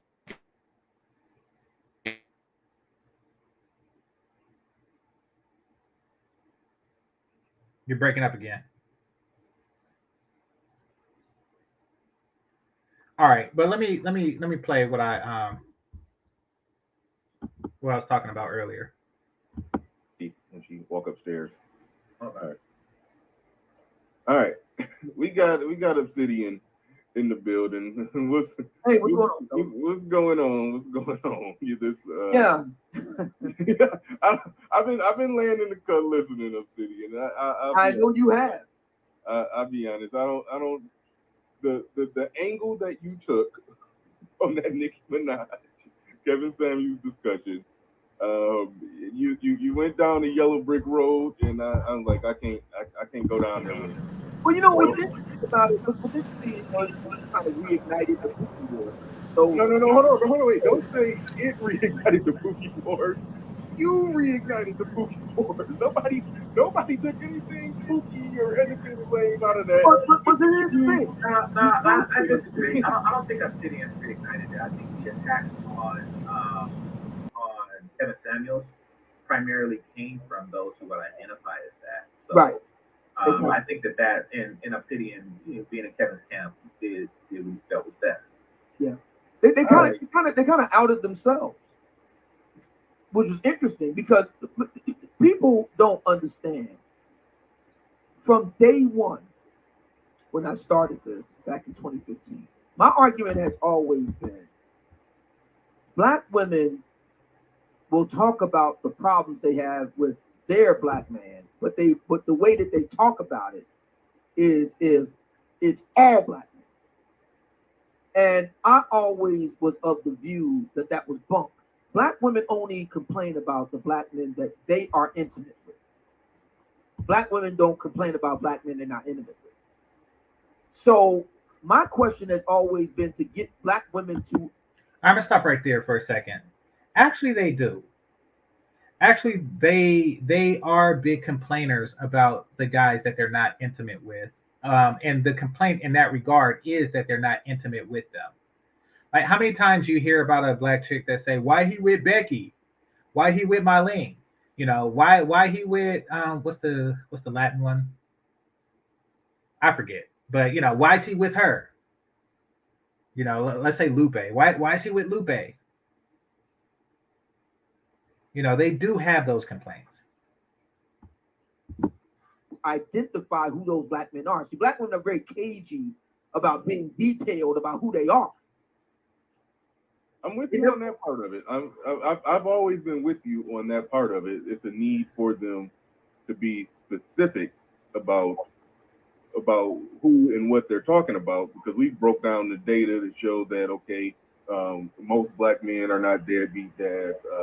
Most Black men are not these bums and these homosexuals that y'all talk about. So it is important to talk about the facts of what's actually going on. That's part of what the Mantle Theory was about challenging the narratives that were put out there about Black and I'm men. glad you said that. I'm glad you said that. I'm with you. It's a kind of quasi-academic type of approach. So in other words, we talk about the statistics and the data and the research and so on. Cite our sources. That's kind of all abstract. When you ask these ladies pointed questions, okay, so let's approach this like a Law and Order show. Bum bum, right? And we're criminal investigators, and you ask, or we're FBI profilers out of Quantico, and you ask for a profile of the men that they're intimate with. What do they look like? What do they wear? How do they read? How do they come across? Black women start getting very vague when you ask those kind of questions. They want to present it as if it's just all black men. Right. And chosen to be intimate with, they have chosen to reproduce with, in many instances have chosen to marry, are the very types of deeply problematic black men that they know they ain't got no business messing around with. So here we have Nicki Minaj doing her, I mean, this was her, you know, Princess Leia moment. Help me, Obi-Wan, you're my only hope, with Kevin Family, right? And she is talking about the men in her life who told her in response to her stated desire to experience a climax during intercourse that she was a man for doing that. So my question became, okay, who are the men who said that? Are they Bernard Riley? Now keep my name out of it. Keep my name out of it.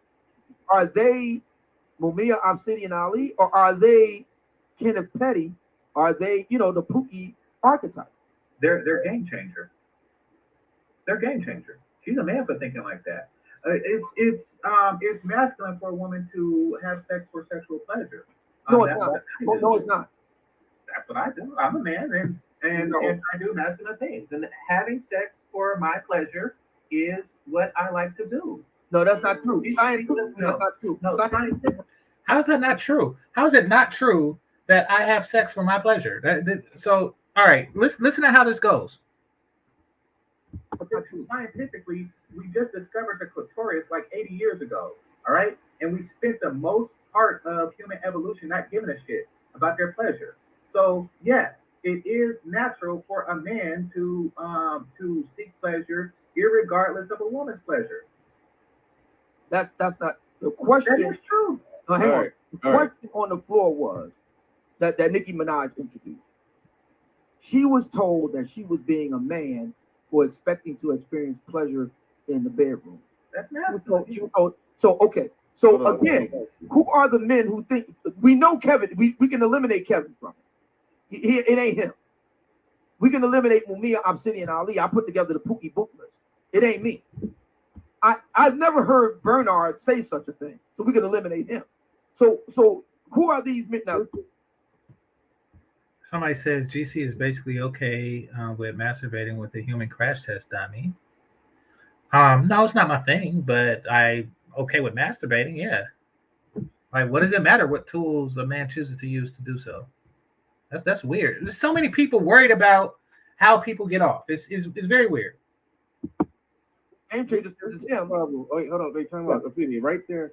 That's the problem because you're framing the conversation. I see you down there, sweaty life of a Atari. Me and I'm having a conversation, sorting something out. When we get on some bullshit, I'll bring you up. But right now we're trying to get something sorted out. So just wait in the back. Because you kept coming down and coming back. I see you down there. You don't gotta keep announcing that. But all right. You were saying? Okay. So like I was saying, what you're doing is the problem with it. How's it the problem?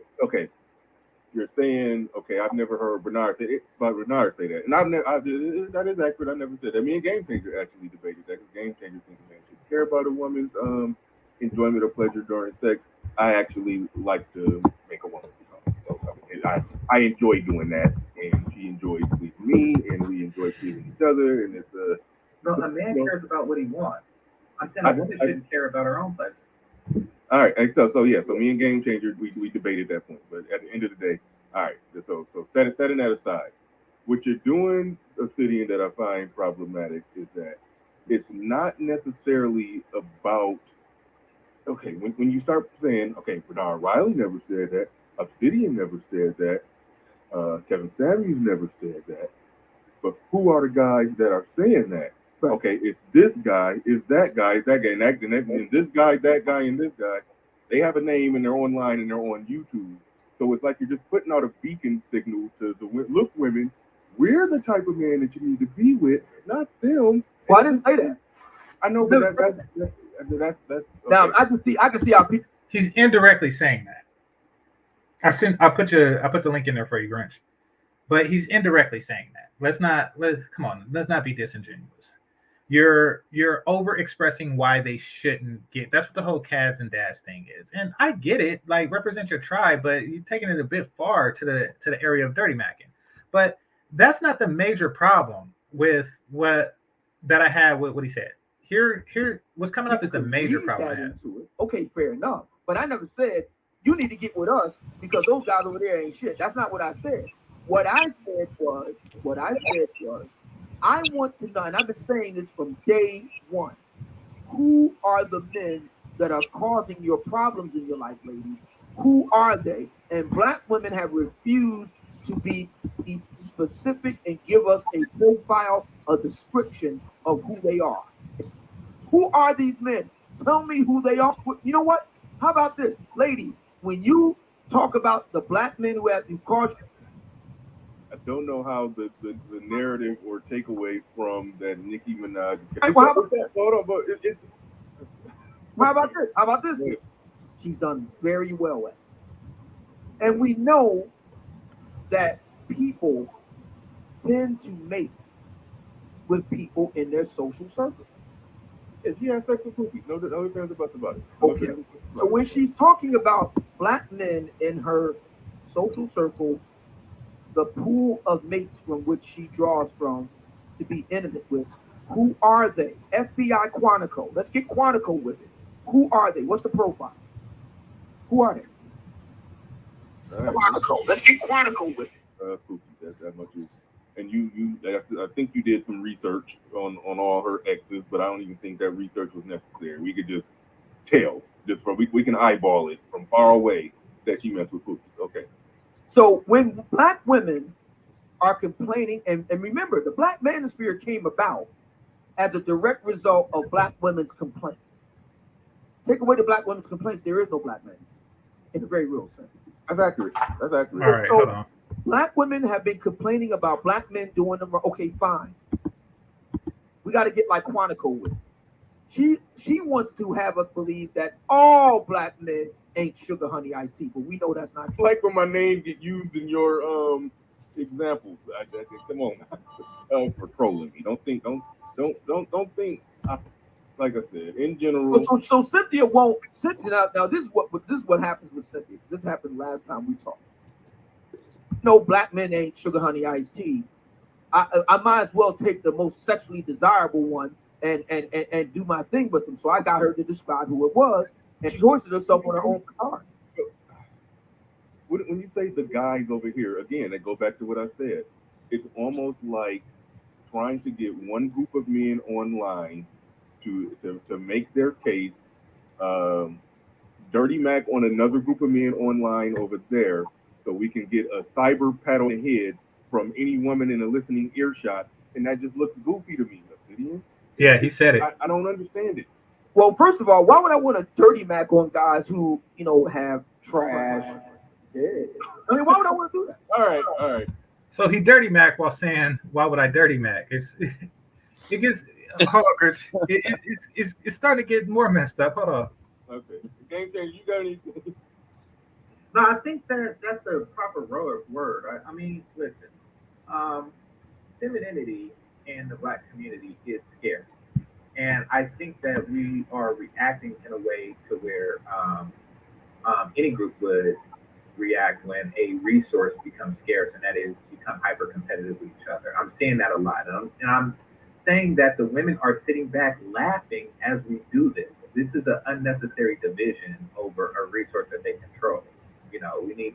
We need collectively as black men, we need to work on that.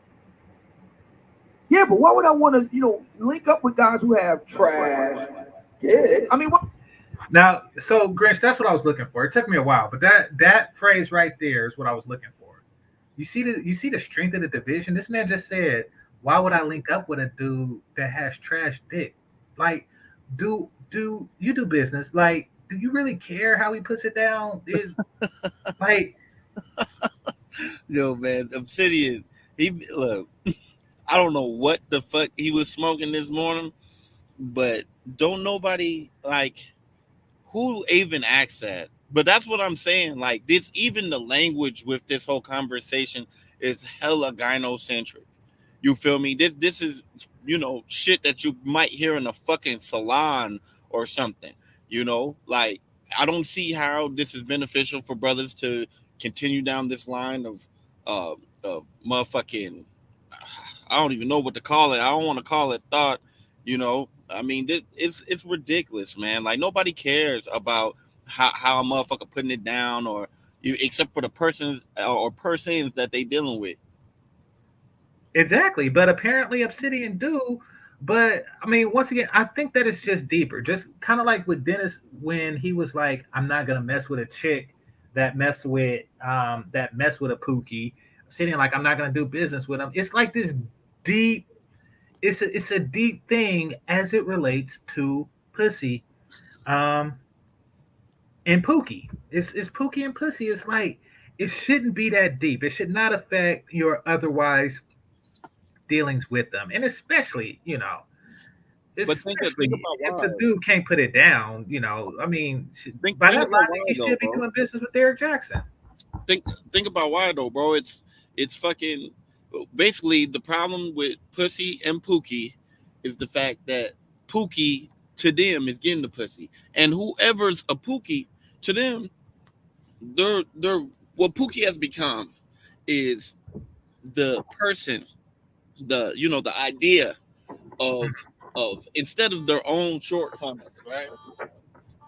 Instead of their own shortcomings and their own flaws or whatever it might be, Pookie has become the poster child for all their insecurities. And the pussy is what's on the other side of Pookie. See, Pookie is really just their insecurities, the things that they lack at. It's not necessarily a person. It's not necessarily, it's an idea. The idea that because you're not getting it, there must be it must be something wrong with the bitch because she's not picking me, and if she's not picking me, she must be picking somebody else that's wrong. Honestly, it is entitlement, bruh. It's entitlement, ego, and this kind of sexual marketplace elitism that niggas are trying to chauffeur in, when that's not how none of this works. If you're anybody intelligent can understand that, look, people are gonna fuck who they fuck. And that whole statement about Dennis saying, "Oh, I'm not gonna fuck with you if you fucked with a Pookie," like, come the fuck on, bro. Do you really give a fuck if the nigga name really is Pookie and he fucked this bitch and this bitch look good and you feel me? She want to get with you and you want to do that with her. You think that it matter that she dealt with a Pookie? Like you don't care. You're not even gonna ask. No, I agree. I mean, real talk, like until you come with some for real crab barrel stuff, I'll fuck. I don't really care about. I know it's gonna be people with various different cultures, so I'm not really, gonna be completely against somebody based on their pookiness. But I damn sure not gonna be against anybody on whether he could slay his wife or something like that. That's none of my damn business. Nor am I gonna let the chicks he mess with determine if he's a worthy business partner. I'm dealing with dude. I'm not dealing with you. First of all, I don't believe half the stuff chicks say anyway. But yeah, that was just he. And this is what I'm talking about. It starts off mild, like okay, women should choose better, or it could be something simple as I don't want my daughter with an unproductive dude. These are like innocent things or innocent ways to look at it. However, you start taking it to an extreme that causes this chasm and division and thirst for approval of the various chicks whose behavior you're trying to change. You're attempting to change their behavior, but they're changing yours. Now, hold on, let me read these super chats and then I'm gonna flip the script. Um, uh, disabled, dirty. All right, 16. You going a bit too hard, man. I mean, hey, you work. Sometimes things, accidents happen, man. No, let's not go there. Keep it reasonably clean. All right. So Wordsmith says, Grinch Tech, salute GC. Appreciate you. Now I'm gonna flip the script because we talked about how the ELs, even though Obsidian's not really can't really. He's not an EL. Yeah, exactly. But Dennis, I guess maybe if he want to take on that moniker, he can. So we talked about how they have this overwhelming and unjustified hatred of Pookie. Now I want to flip the script, and this is why I asked you on because I'm the nerd of the manosphere, I guess. Especially people who hear my voice and things like that. My voice is my voice. What can I say? So there's this impression. I mean, it's cool. I don't really mind being the nerd of the manosphere or anything like that. But Um, and you know more than anything because I called you because the dude was in your camp. And he's not the only one that was in your camp that came at me on that shit. I've been getting hit hard and come at hard the same fucking way, Grinch. And you know this more than anybody. You know, just for what I am. Like these are people I never did nothing to. You know, I never. Well, you're familiar with my career, my body of work, and stuff like that. But they came Right. at me on the strength of who I was. So you gotta speak on that because it is on both sides, bro. No, no, for sure, it is on both sides, but it all stems from this ignorant idea that black men can either be, um, Pookie, Ray Ray, or the educated lane. And these titles, these labels don't encapsulate who a black man really is. Like, because you can look across the board, people who say they're pookies, you can look across, look at me. There's a bunch of shit. Look, and this is what kills me about this shit. There's a bunch of ELs running around here who aren't even necessarily educated. They just they just feel like they belong in that category because they're not on no hood shit, right? And there's a bunch of pookies running around here who, self-proclaimed pookies who, they've never been really about that life for real. But they just might not have ever went to school. And then you got motherfuckers like me who done did all that, been in the military, went to university, worked in corporate, got a trade. I'm blue collar now. Like, look, it's who fit, and I'm from College Park. So the thing is, it's you got you can't label a motherfucker these things and or say all these things about ELs like and you'll get flack, like say you GC, right? You'll get flack for being a supposed EL because of how you present, maybe how you sound, but these are all super shallow, superficial, you know what I'm saying, things that don't necessarily encapsulate who you are in totality, which is why this misguided hatred against Pookie in this scenario with Dennis and Obsidian and everybody, it's just weird. And also, when you look at, let's just say Pookie's a real person, right? Instead of the boogeyman, which he mostly is in these spaces, right? Let's call him Jody. Let's call him Jody from Baby Boy, so we have some type of you know view of his character. Yeah, so let's just say Pookie is a real person, right? And this is one of my main things with this argument. If let's just say Pookie's a real person, Pookie is fucking on these bitches. That, you know what I'm saying? The thing is, if you're a supposed educated lame, why is it that you're pulling from the same pool of bitches that this nigga who has not prioritized his education, has not came out here and tried to progress in any type of meaningful manner? Why is it that you guys are pulling from the same pool? Because I know from being in different arenas, you're going to meet different women, different places. Right. Like I just dealt with a hood bitch last night, but you know where I'm at? I'm in northeastern PA right now. I know a hood bitch out here. She came through. I fuck with her how I fuck with her. In university, it was bitches who I dealt with who came from families who had money, a bunch of shit. Military, you meet a vast variety of motherfuckers. You know what I'm saying? Like, the thing is, depending on where you're at and who you're around, look, I don't understand how somebody who's a supposed EL could ever even be mad at Pookie. You not in the hood no more, right? Or you never was in the hood. You feel me? Why is it that, if you don't want these bitches who are whores and all this other shit, and if you don't really, and if you're better than Pookie and your circles are so much more pristine and profound, you feel me? Then why is it that you're competing for the same bitch or even in the same room to be having the conversation? And I'll tell you why. And then this is the answer, is because there is really no real Pookie or Ray Ray or EL. We're all one big nigga in this country, period. And while some of us might choose a more progressive way of living and thinking, while others choose to, bask in debauchery and dysfunction, the the fact remains that that is the only line in this motherfucker that matters. It's about where your head at. It's not about how you dress or not what you do for a living. It's about where your head at. Are you progressive? Are you moving forward? Are you doing what you need to do for yourself? Are you a credit to society, a credit to your tribe? Or are you one of these motherfuckers? Because trust me, Pookie gets the rap, and many times justifiably so, for being destructive, combative, ignorant, outdated. But there are many ELs, supposed ELs, who are on the same thing. And I hate using the word toxic, but this toxic motherfucking, this toxic idea that it's just Pookie, as if there's not ELs out here who are, you feel me? That look, just because you work a 9 to 5, you come online and you're socially awkward, so you troll people, you fucking, you spend your time, instead of being the most productive motherfucker you can be or bettering yourself, you spend your time harassing people who you trying to put up a facade that you're better than, even though the motherfuckers half the time the reason why you're mad is because you're under the assumption, you're making the presumption that this nigga is getting something that you're not getting.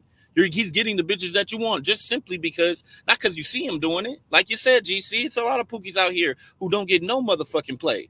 So it's this presumption that, because, but it's coming from a lack of a lack of experience. You feel me? They try to, they it's the grass is greener. It's the grass is greener. The grass got to be green somewhere, right? Yeah, exactly. It got to be green somewhere. And so if they're not benefiting, if their lawn not looking right, then they're going to automatically assume that Pookie got, he must have all the shrubbery, even though they ain't even looked outside their window or their internet browser window. All right, fair enough. But devil's advocate, Pookie is doing the same, and I know we're not going to pigeonhole people, but I'm just saying, like, I, as the manosphere lame, I guess, have gotten it heavy since day one. I got it from the other end, and I don't get it in real life. That's what's weird. Like, I came to the space and I got it day one. I was all kind of stuff, and we talked about it too. And it wasn't just your big homie. It was the other dude. I seen you did a video on it. It was Sheep too. I've been getting it from them like day one. I was like, dude. And here's the cold part. Like, I didn't have anything against any of them. I'm not that dude that's like, Pookie is taking all the bitches. But one, I don't really believe that, and two, I'm content where I'm at. So I'm not really like dick watching Pookie, but I gotta say that I was getting watched by people who take on that Pookie monitor. So it's on both sides. Both sides really need to chill on that. It's on both sides, but at the end of the day, bro, this is off the internet, man. In real life, bro, those who are able to move through this, through the world we live in now, modern society, and extract what they want from the environment, you can tell who's who. Because like, I'll use myself as an example. I do well out here. I get, you feel me? I get who I want. I'm not really out here as much as I used to be, because simply I work so much. But the thing is, I've never had a problem my entire life getting women. But that doesn't, just because I know that's my life, that doesn't negate from the fact that these women are moving in goofy ways. It's a bunch of goofy shit out here that systemically will get you, hung out to dry, run your pockets and all that. Look, I can be objective about it because I'm not in my fifis about it. You see what I'm saying? And what you're seeing here with a lot of these guys, like that shit that Dennis did the other day, man, that shit was a hella emotional. It's coming from a place of lacking, of not having it. And people will sit up here and they'll, instead of being objective about the situation, they'll see what, they'll align themselves up, they'll look at themselves and they'll assess themselves and they'll try to place themselves in one of these categories of Pookie or EL. It's not about, look, at the end of the day, we're trying to change what's going on here. We're trying to increase the awareness of what's going on out here, so that way you don't have to fall into these pits and all this shit. But there's some people who have taken this and taken the fact that we talk about these things, which hit on an emotional level, because many people lose a lot of things dealing with these type of issues: children, homes, their finances, their marriage, whatever it is. And they take that shit and they become this, this fucking online monster where they just go around and, oh, you Pookies, or you lame ass ELs, and look, and it's none of that shit got to do with nothing, bro. At the end of the day, everybody out here is getting exactly what they motherfucking looking for. If you come to this space and you're looking to motherfucking get your emotional rocks off, And I get it. That's why we got a term for it, red pill rage. Everybody said that Dennis was red pill raging, right? But there's a term for that. But eventually we're going to have to move out of that stage and get on to real life. Like, bro, nobody cares. I don't care. Like, I don't care the girls who you're fucking or who anybody else fucking. I just give a fuck about the ones I'm fucking. You feel me? And vice versa. That's how it should be. And if you're not able to make some corrections, if you think that you're holier than thou because you got a degree or because you work a certain job or because your gangster is just on a 1,001 or some shit or or you done sold drugs or whatever, if you use any reasons to define your perspective when it comes to shooting a man, you're always going to be disappointed. You're always going to be angry. Well, I think what a lot of guys need to understand, and correct me if I'm wrong, because you're from Southern Cali, right? I mean, I spent 10 years there, yeah. Okay, so I'm from Northern, and most of the time, I'm not saying it's 100%. Most chicks, outside of being a part of like a fraternity or an athlete or something like that, most chicks fuck what or who you are, not what you are.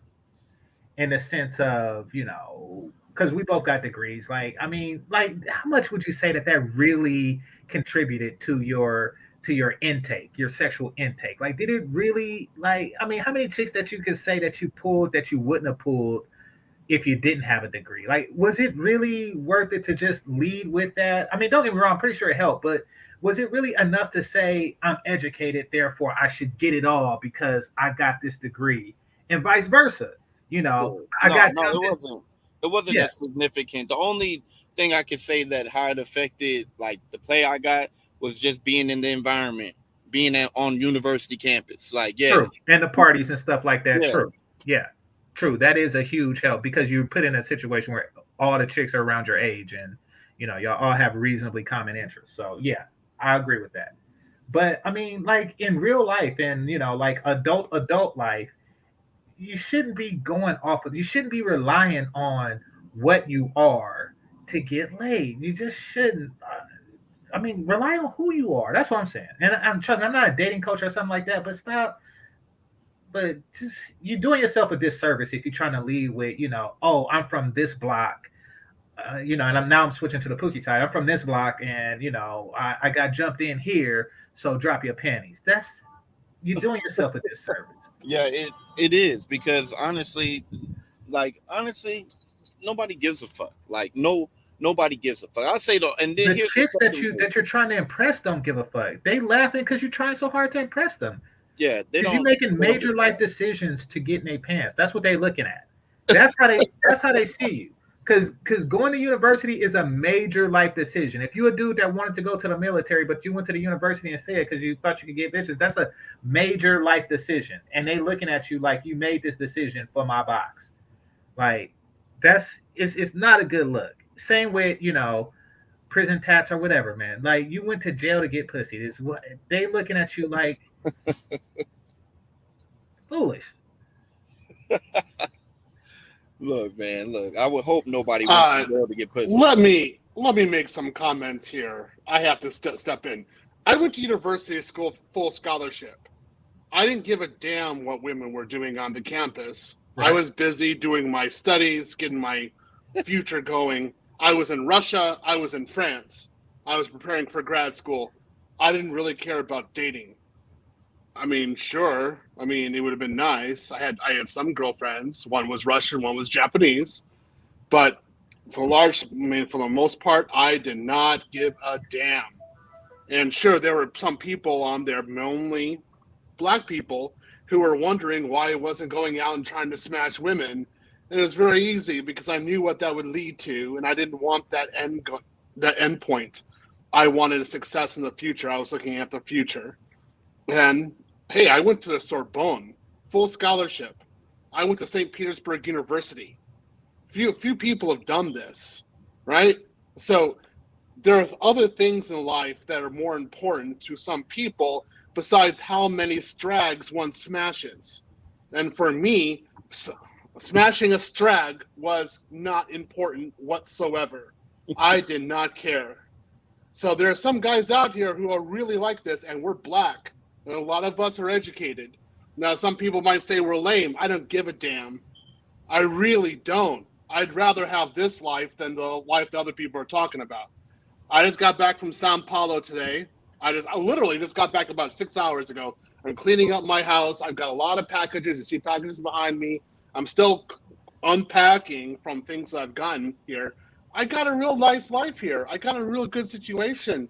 I don't care about going down the street and smashing some chick. I'm thinking about my own goals, where I'm going to go next.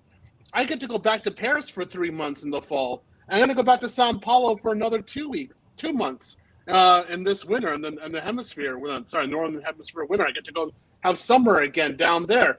Why would I care about smashing some low-level strag who's been ran through already by Pookie and Ray Ray? I don't give a damn. And there's a lot of other guys in the manosphere who think exactly this way. We're thinking about how to better ourselves, get the cash flow up, get the investment, and have our own lives. We don't care about her. She's not in the center. So I don't know. The reason why I don't like Pookie and Ray Ray is simple. First, that guy causes great social dysfunction.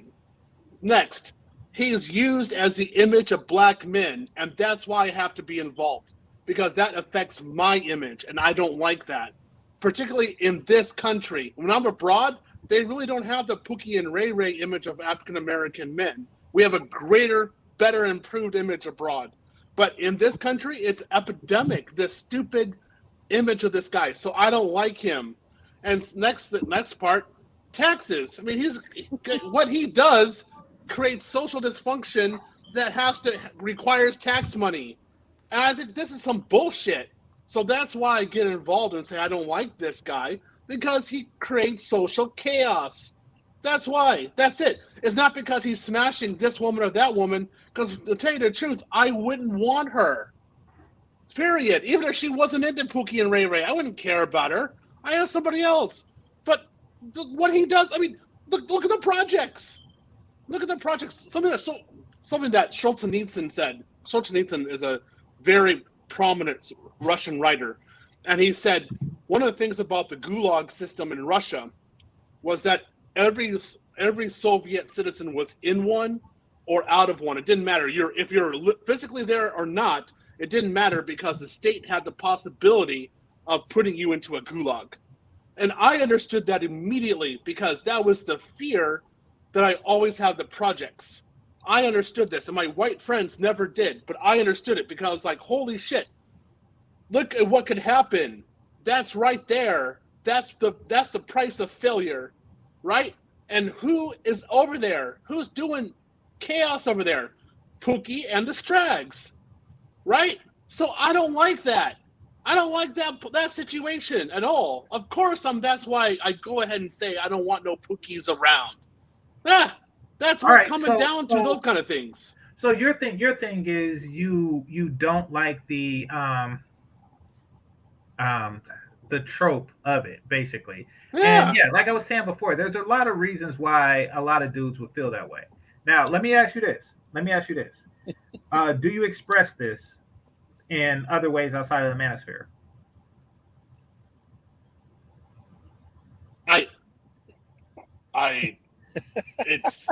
It's hard. Here's what I mean by that. Drink's laughing, but here's what I mean by that. Does it affect your hiring practices? Does it affect, your interpersonal interactions with people? Like, do you just bulldoze a Pookie if you see him in the store? Like, I'm going first, nigga. Like, I mean, how do you express this? No, what it is that I have to be aware when I'm in companies that they might see me as a Pookie, so I have to be extra professional. No, stop. They might. That's why I have to go above and beyond to make sure they don't. And let me tell you, in the offices, there are sometimes I'm working with ABWs who don't care. As long as I'm a black man, they see me as a Pookie. I think that should tell you something, bro. I think that should tell you something. Look, the whole I hate Pookie shit. I get it. But understand, look, like you said, they look at you like you're Pookie as well. And I'm not saying excuse any type of socially derogatory behavior, anything that's destructive to society. I'm not saying excuse that shit, but when you run around and you're like, well, I have to make sure that I'm not Pookie and they know that I'm not Pookie. And look, bro, you're fucking pushing that gynocratic narrative, because the thing is, it doesn't matter what you do, bro. Look, in this country, and I get what you're saying about abroad, but here, like you said, that image of who black men are, it's something that it doesn't matter it doesn't matter how you cut it. They're going to try to cut you or paste you up to be that Pookie.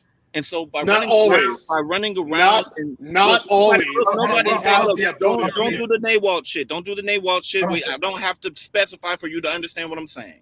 What I'm saying is the fact that you're looked at in a certain light, right? When you run around and you say this, oh, I hate Pookies, or even in the other way, oh, I hate educated lames, like it's all destructive. It's all destructive because you're talking about yourself either way you go. No, I'm not talking about myself. I'm talking about the perception which some people might have towards me. And not everyone has that perception, thank God. But there are those who do.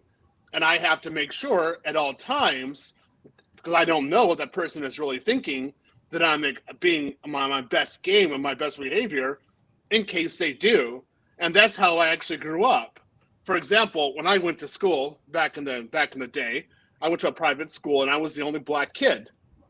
Oh, I knew the perception of that, and I made sure that I had the best grades. I did the best work I possibly could and I was on my best behavior, because if I did one thing wrong, they were going to do a Pookie on me.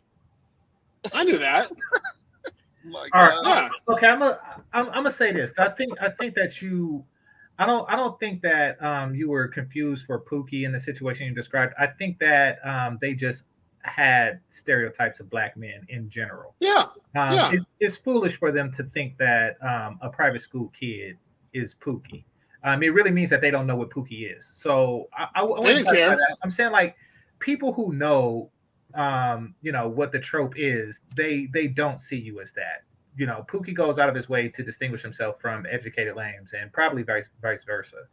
So yeah, that whole people at work think you Pookie. I don't know what the fuck is going on. Hey, no, I gotta read this comment, bro. I gotta read this comment, and this is how a lot of people are gonna take this, homeboy Theo, right? He said, Joel Breezy said, "Yep, the same way the educated brother confronts white supremacy, right? By conforming to it and then thinking they're better than the common man." What I'm trying to illustrate to you, bro, by reading that comment is that either way it goes, bro, by you tearing down another man or saying that you hate the Pookies, look, we can say that we don't like dysfunction. No, listen, hold on, dude. We don't like dysfunction. We don't like things that aren't constructive or productive. I think that is a common ground in the manosphere that we can all say we agree to. But when we start placing these motherfucking these archetypes, of minstrel characters and all this other shit on other brothers, you feel me? It's the same way somebody could look at you and be like, "Yo, you look like you don't get no pussy." I mean, it looked like your head got a goddamn a panoramic fucking sunroof. They could say these things, and they could demean this brother and say, where's your razor at? They could say a lot of shit, bro. But the thing is, at the end of the day, does that describe does that truly encapsulate who you are in totality? No. Look, good. It's not about superiority to other people. I don't even care about that.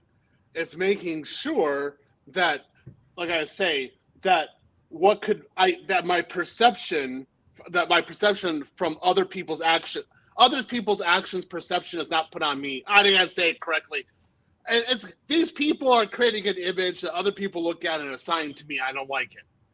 That's where I really go after. That's why I really don't like it. For example, we talk about the Chad. I don't like Chad too much either. But I don't complain about him that much because he's not creating a social problem. And what's wrong with Chad? Why you don't like Chad? Yeah, that's kind of. Why don't you like Chad? I for various reasons. Why don't complain about him? Like, what are the reasons?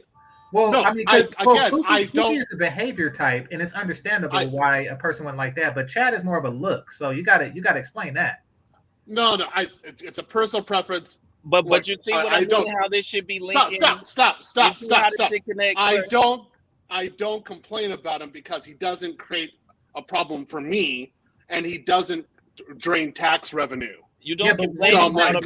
You don't complain about him because he has a higher social status than you. No, he does not. Yeah.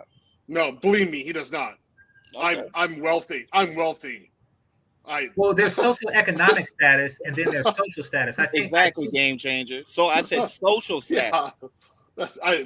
Whatever status he is, I don't care. I like my status. I'm not going to change my But status. I'm very happy with what I get. He gets the attention that you don't get, even though you put in the work. I cannot. It's human. I understand your. I'm not. Stop. I I didn't say that I'm looking for attention. So I don't know what you think you're understanding. You're understanding something that maybe is in your head. I like what I got. Believe I me, just what I have find in it, my I just situation find is it good. funny that you have a problem with Pookie and Chad, but Chad to you is you don't complain about it out. You won't voice it out loud, and to me, it's because I mean, the obvious conclusion from that is because he's doing something that you obviously want to do. No, not like that. No. Well, let me ask you this. Let me ask you this because me, back in the day or whatnot, I was never the most. I wasn't the least either. I was closer to the top than the bottom, but I was never the Chad of my crew. There was always, there was always a green eye nigga. There was always like a tall dude. There was always somebody that just out chatted me. I didn't really feel any type of way towards that dude. Like that's just how the genetic lottery happens. Yeah, me either. Yeah, we were still cool. We were still the homie. Like, he just pulled better, or he put more and better based solely off looks than I did. And it's no hate given on that. How did you feel about that dude growing up and your crew? For me, remember, man, if I'm talking about Chad, I'm actually talking about a white guy. Yeah, okay. Well, I'm talking about, let's call him Tyrone in my case, but there was still always that dude. But, so how did you feel about that dude, white or otherwise? I never cared about Tyrone. Like, I was like, I respected Tyrone. I was like, okay. But I'm saying, how did you feel about the handsome white dude in your clique is what I'm asking. It mattered what he did. What did he do? It mattered how he used it. So if he used it to the detriment of women, and those women were my friends, I really didn't like him that much. But he's your friend. But no, it didn't matter because the women were my friends too.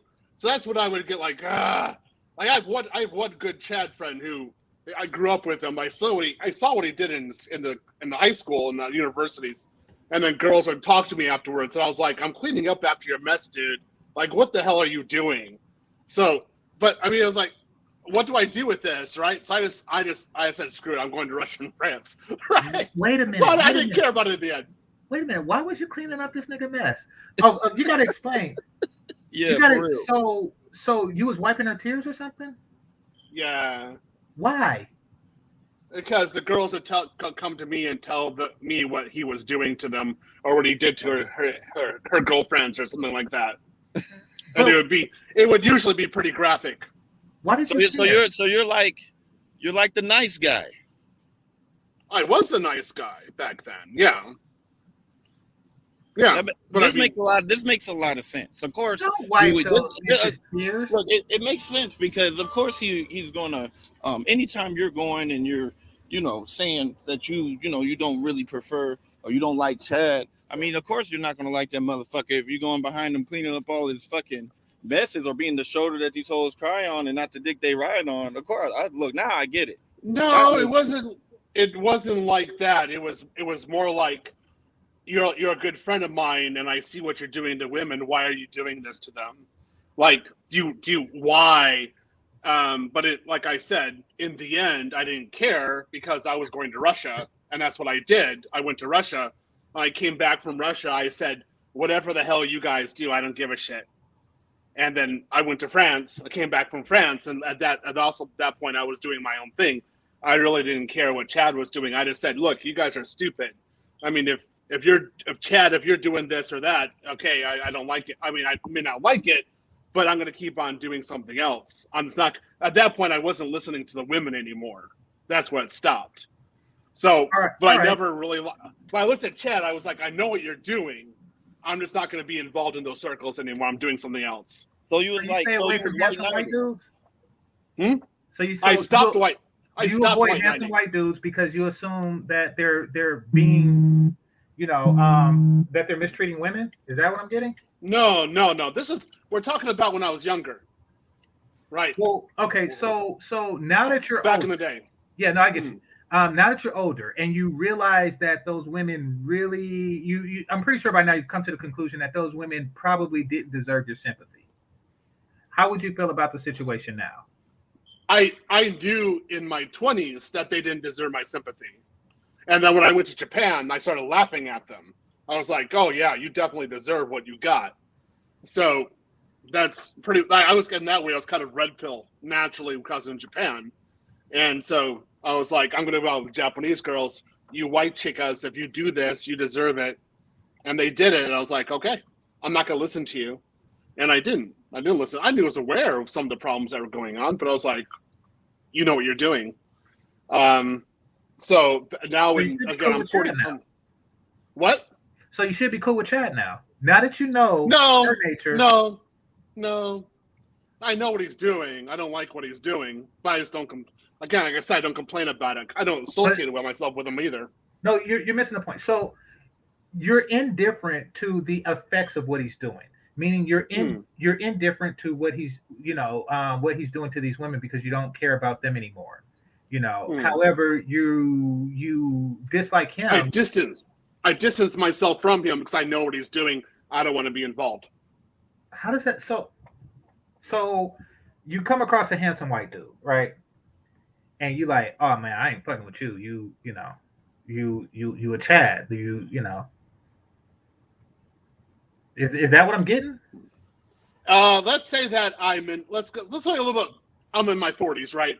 So let's say that I'm in the office and I'm with one of my coworkers who's married, and he's definitely a Chad. He has a wife at home. He's got 3 kids, and he has 2 women on the side. And I'm looking at him. I'm like, really, dude? Really? What do you mean, really? And I'm like, does it bother you? Does it bother you? A little. Yeah. So I'm just like, okay. I mean, I'll laugh at his jokes and things like that, but that's it. I'm because a professional is in the office, and then I just go home and I was like, I don't want anything to do with that. Nothing, because he's creating possible social dysfunction, so I don't want to be around it. Okay. Yeah, that's hey, GameChanger, I gotta get. What time is it? Yeah, I gotta get out of here, bro. But hey, man, right. just look. On my closing thoughts. Look, man. At the end of the day, obviously we all aren't the same here. We all have our different pet peeves and our likes and our dislikes. But at the end of the day, we should be against things that are destructive, things that aren't productive, things that aren't going to serve our best interests as Black men. And one of these things, one of the tactics that is used against us more often than not is this division of people, whether it be through the whole light skin, dark skin thing, whether it be the Pookie versus EL thing. At the end of the day, we should, amongst as each other, even though the world might not do it, we should grade each other and rate each other on our character and our merit. What have we actually done? What have we accomplished? You feel me? And we shouldn't, like, even when you hear a brother like this who come up here, Theo, who obviously, it's a lot of talking points. We've ran through a lot of terms during our conversation with him, right? Knighting, simping, and other shit like that, right? But at the same time, I can respect the humanity in this brother. You feel me? And I cannot look at him as if, even though I might disagree with some of his tendencies, I can still respect him as a human being and not be like, oh, fuck him, he's a fucking educated lame, he's because that doesn't do me any good. Because honestly, even though it might not be in a personal way, his success is also my success. His representation of Black men You feel me? It's going to reflect on me in some type of way. My representation of black men is going to reflect on him in some type of way. So look, let's try to dead this shit, because honestly, all this shit is came up with by the gynocracy, bro. And we, you already know how we get down when it comes to that shit. So look, Yeah, I agree with you, Brent. On DC. No, yeah, I agree, and thanks for coming on. That's why I brought you on, because your perspective is very similar to mine. So I appreciate you, bro. No doubt. Be easy. Peace. All right, so unless MOT want to come up, I'm gonna close down. But what, you read something in the chat? Oh, yeah, I'm looking. Like, somebody says I need a confidence boost. I'm like, dude, I'm totally confident. What the hell are you talking about? Not about a confidence boost. It's not, again, these are people who think that, like, the center of my life or my focus is women. It's not. I mean, the women that I have in my life are more than satisfactory to me. I don't need another woman. It's fine. There's some I'm talking to in Brazil. There's some talking to Ukraine. I'm very happy with them. Well, no, I don't think that the women are the center of your life. I do feel that your feelings for women is affecting your interaction with men, and that's what today's show is really about. Particularly the relationship that the quote unquote educated lames have with the quote unquote Pookie Ray Rays. I think that it's an unnecessary division, and you brought up another division that you have with another group of men. And it's all based on, in your case, the well-being of women, So you're familiar with the term "bros before hoes," right? Yeah, I'll put it. I'm biracial, right? No, I didn't. But I'm half white, half black. Mm-hmm. So this is usually how it goes with me. Tyrone, I don't care what he does. In fact, I'll usually ask Tyrone for pointers. Pookie, I don't like him. Pookie is a problem. Right. Chad, but that's not really for reasons that deal with women. Chad, this is usually where I'll put a different white perspective against him, and I'll be like, "Oh man, I know what you're doing. Like keep it on the lowdown or stop it." Like that's usually what you're causing social dysfunction. Stop this stuff. Well, that's where usually where it breaks down into. There are, like, for example, white cookies, and I'm like, I don't like you guys. I don't like them either. I don't care about them though. I really don't. I'm just too far away. I'm like, I don't care. Well, I gotta ask, don't Tyrone do the same thing that Chad do? It's a different feeling for me. I don't know why. Yeah, but it's a different. Why. I feel I like class. I admire Tyrone a bit more. Yeah. You see yourself in Tyrone. That's what it is. You see yourself in Tyrone, and you don't see yourself in Chad. I don't know. Maybe you're right. I don't know. I usually have some sort of friction with Chad, but not with Tyrone, even though they're doing the same thing. Yeah. Well, I'm kind of like, oh, Tyrone, okay, I know you're doing all right. But Pookie, Tyrone's not creating a social problem. So I'm like, okay. Well, now there's Chad. But there you go. No, Chad is. Yeah. He's creating the same problem. All right, Azrael, you got it. You got it, bro. Hey, I wanted to say shout out Sensei Theo. What's going on, man? How you doing? Man, helped me tremendously. About to become a software engineer, Oh, congratulations. Good. So, yeah. So I would say, I would articulate it. I would say possibly when it comes to Chad, because if you hear, for example, Aaron Clary, you call him Cappy in the white manosphere space. He calls it the euphemisms of the dude bro. I think that's what more so Theo is leaning towards, saying, the whole dude bro thing is like almost like an exaggerated American version of a machismo archetype. And I think what he's saying is like that's a little bit of annoying because it's like when we see exaggerations of men on either way, it's kind of a nuisance because we know that masculinity in its natural form, it's not on one side or to the other. There's nuances. I think that's what Theo is coming from that perspective of it's kind of annoying because it's like, hey, like a dude, bro, and it's kind of fake. It comes off fake. Like, for example, not the character of the Fonz from Happy Days. Not everyone liked that character because he was kind of overbearing and could be annoying.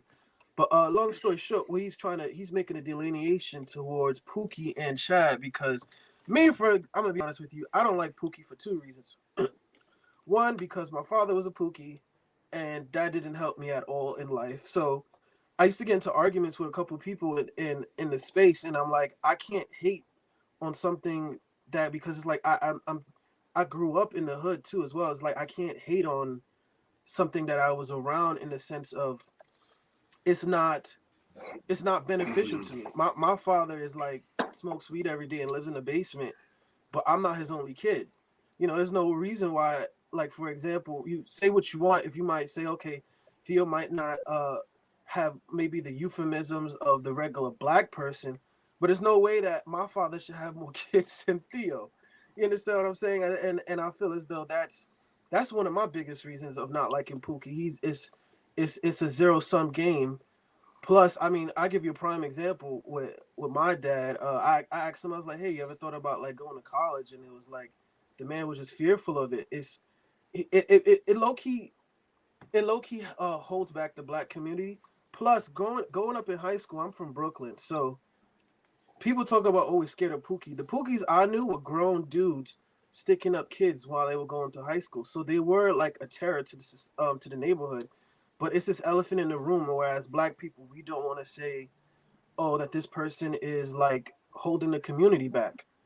And it's like this space is the only one that's really addressing it to say like, hey, this is a big issue, you know? Okay, I mean, I agree with that. I don't think that it should be. Um, okay, here's my opinion, grain of salt, because this is a family matter, and it's your family matter. You may have been a bit hard on your pop. Let me just say this too. Also, I want to say one thing, Game Changer. My great grandfather has over 25 kids. Until this day, I've asked several of my family members what he did for a living. No one could tell me. They always laugh it off. So, I'm being prime. Everybody just laughs it off. I was like, what did my so and so do? Everybody like, well, he's just doing this thing, So it's really a cancer that metastasized. If I can't enunciate the word properly, but it was a cancer that just spread throughout the community, especially after with crack and all that good stuff. It doesn't push anything further with black people. So that's where we have how should I put it? It's like, I don't want to say a civil war, but it's like, okay, you have men that are productive standing up and saying enough is enough, because the image of black men, for example, that's why a lot of people don't want to admit it, but subconsciously they push back against Kevin, because Kevin is not because to have the archetype of what Kevin is takes work. To put on a suit, to make sure you're groomed, to make sure you articulate yourself, it takes more work than the usual, instead of just working in the mire and being who you are. Because remember you even had the video yourself of the pump and dump nigger. You have to do that, to remove yourself out of that archetype takes work, and a lot of people just are afraid of that. Okay, so yeah, you're what I was talking about earlier. One who have a difference of opinion with Pookie and Ray Ray because of what they are, not who they do or who you perceive they sleep with and stuff like that, and that's perfectly fine. And so is Theo with his belief in Chad and the dude bro trope. You just don't like that particular personality type.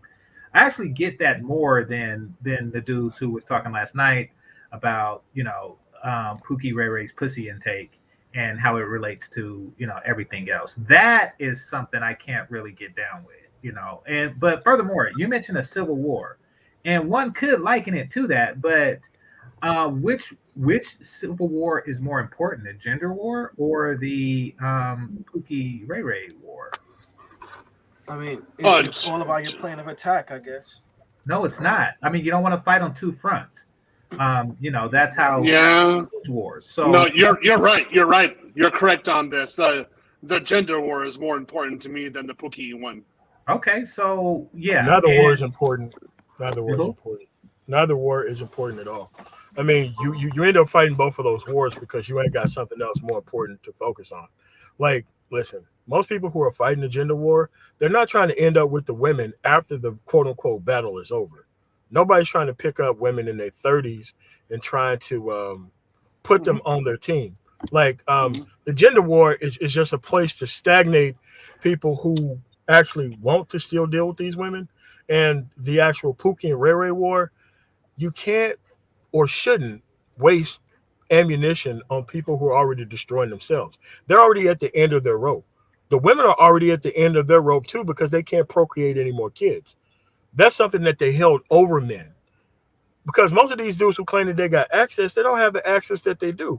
All you gotta do is pay attention to them online whenever you see a woman come into the room. How they Yeah, act. I know that. Always yeah. So it's like neither one of these wars are important. The only war that you need to be fighting is the war of your own productivity and the war of your own peace and establishing your own peace away from all this nonsense. You should be able to create a paradigm where these problems that you've seen go on within your life is not heading into your life or going forward in the future. That's the only thing that's most important. I'm sorry. And I want to piggyback. Well, right quick, brother. I wish that we didn't live in a culture war right now. MOT. However, like they say in Game of Thrones, war was upon us whether we wanted it or not. Like, we were born into a situation where the women, through feminism says, we are going to attack the patriarchal structure. That's what feminism is, an attempt to take down the patriarchy. For Black women, it's the attempt to take down the Black patriarchy. So no matter what, there is a conflict of a belief system. I believe in a patriarchal structure, and that's something to me that's worth defending, not for my individual purposes, no, but I would much rather have worked to help create a culture where my daughter don't have to choose from a bunch of bitch ass niggas, and my son don't have to choose between being a bitch or a nigga. So it's very to me it's important, and which is why I do what I do with this channel and everything like that. This is my small contribution into, moving the culture forward. But trust me, it's not for my individual gain of, expired pussy or something like that. It's not about that. It's really more about changing the culture into a positive direction because MOT, you being around my age, you've seen the 80s. So, so you've seen what the culture was like before they attacked. Before before the gender war, before they started this crap, and to me, seeing it also, it's worth fighting for. It's worth it's worth creating this channel for. It's worth doing that. I mean, but I also was a cop and I also was a fugitive recovery agent, so I seen a hell of a lot more than like your average person when it comes to this type of mind state and set. And I seen the actual effects on the kids as well. Mm-hmm. Like the kids suffered a lot. Like the kids suffered immensely. Like the dudes, I didn't care about them. But like the kids suffered immensely. Completely lost, no father, mother picked the wrong person, not really on the correct path of going anywhere. And they come up around the highest version of masculinity that their mother respected. And that's how they get trapped in that system until they get around more people and better people.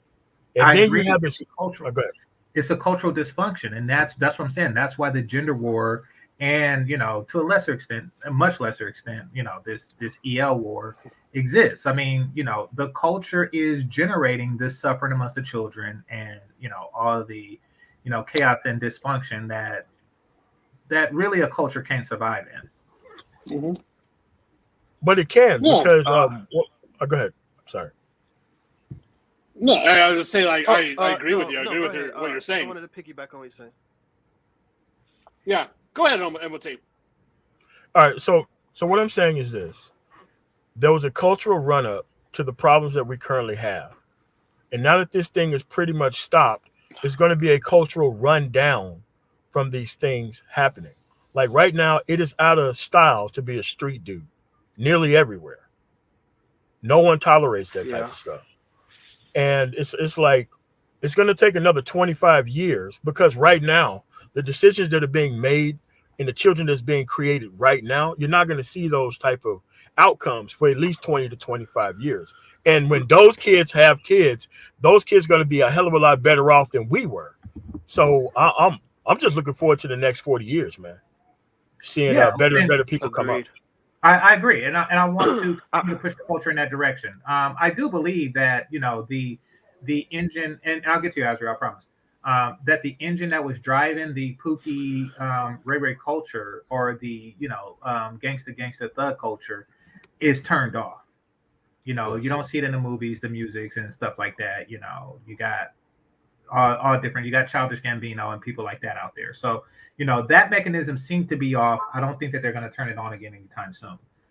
However, this whole the feminism aspect, the gender aspect, and the poor gender relations aspect, that is still going strong.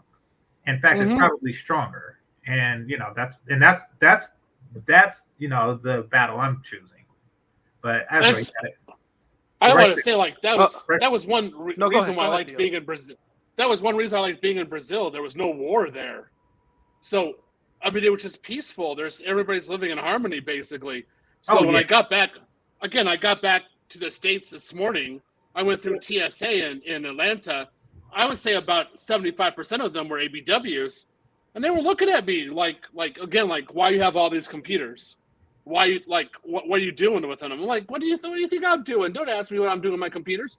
When I went through Brazil, and they were putting me through like the inspections as well. They were like saying, wow, it's great. You're an engineer. You're doing all this work. It's great. You're doing this stuff. I mean, it was like, this is like night and day. I mean, like, why are you treating me this way? I think, again, I go through the airports. You feel it. The gender war is right there. So it's like, all right, put the armor back on. Yeah, it is a shame. It is a shame. Go ahead. I wanted to give a few examples. So I'll give a prime example. I remember one time when I was dealing with my ex at the time, and we were going through arguments because I was going back to school to become an accountant, because I'm on my way eventually, like in a year or two, to become a CPA as well. And her whole issue was wait. You said software engineer before. You could do both. I'm doing both. Why? I'm doing both. Okay, go for it. My bad. Why not make applications for accounting? He could become great doing that. Yeah. I am an advocate of compartmentalizing, like invisible hand. Well, here's the thing. I respect the man of multi-talent.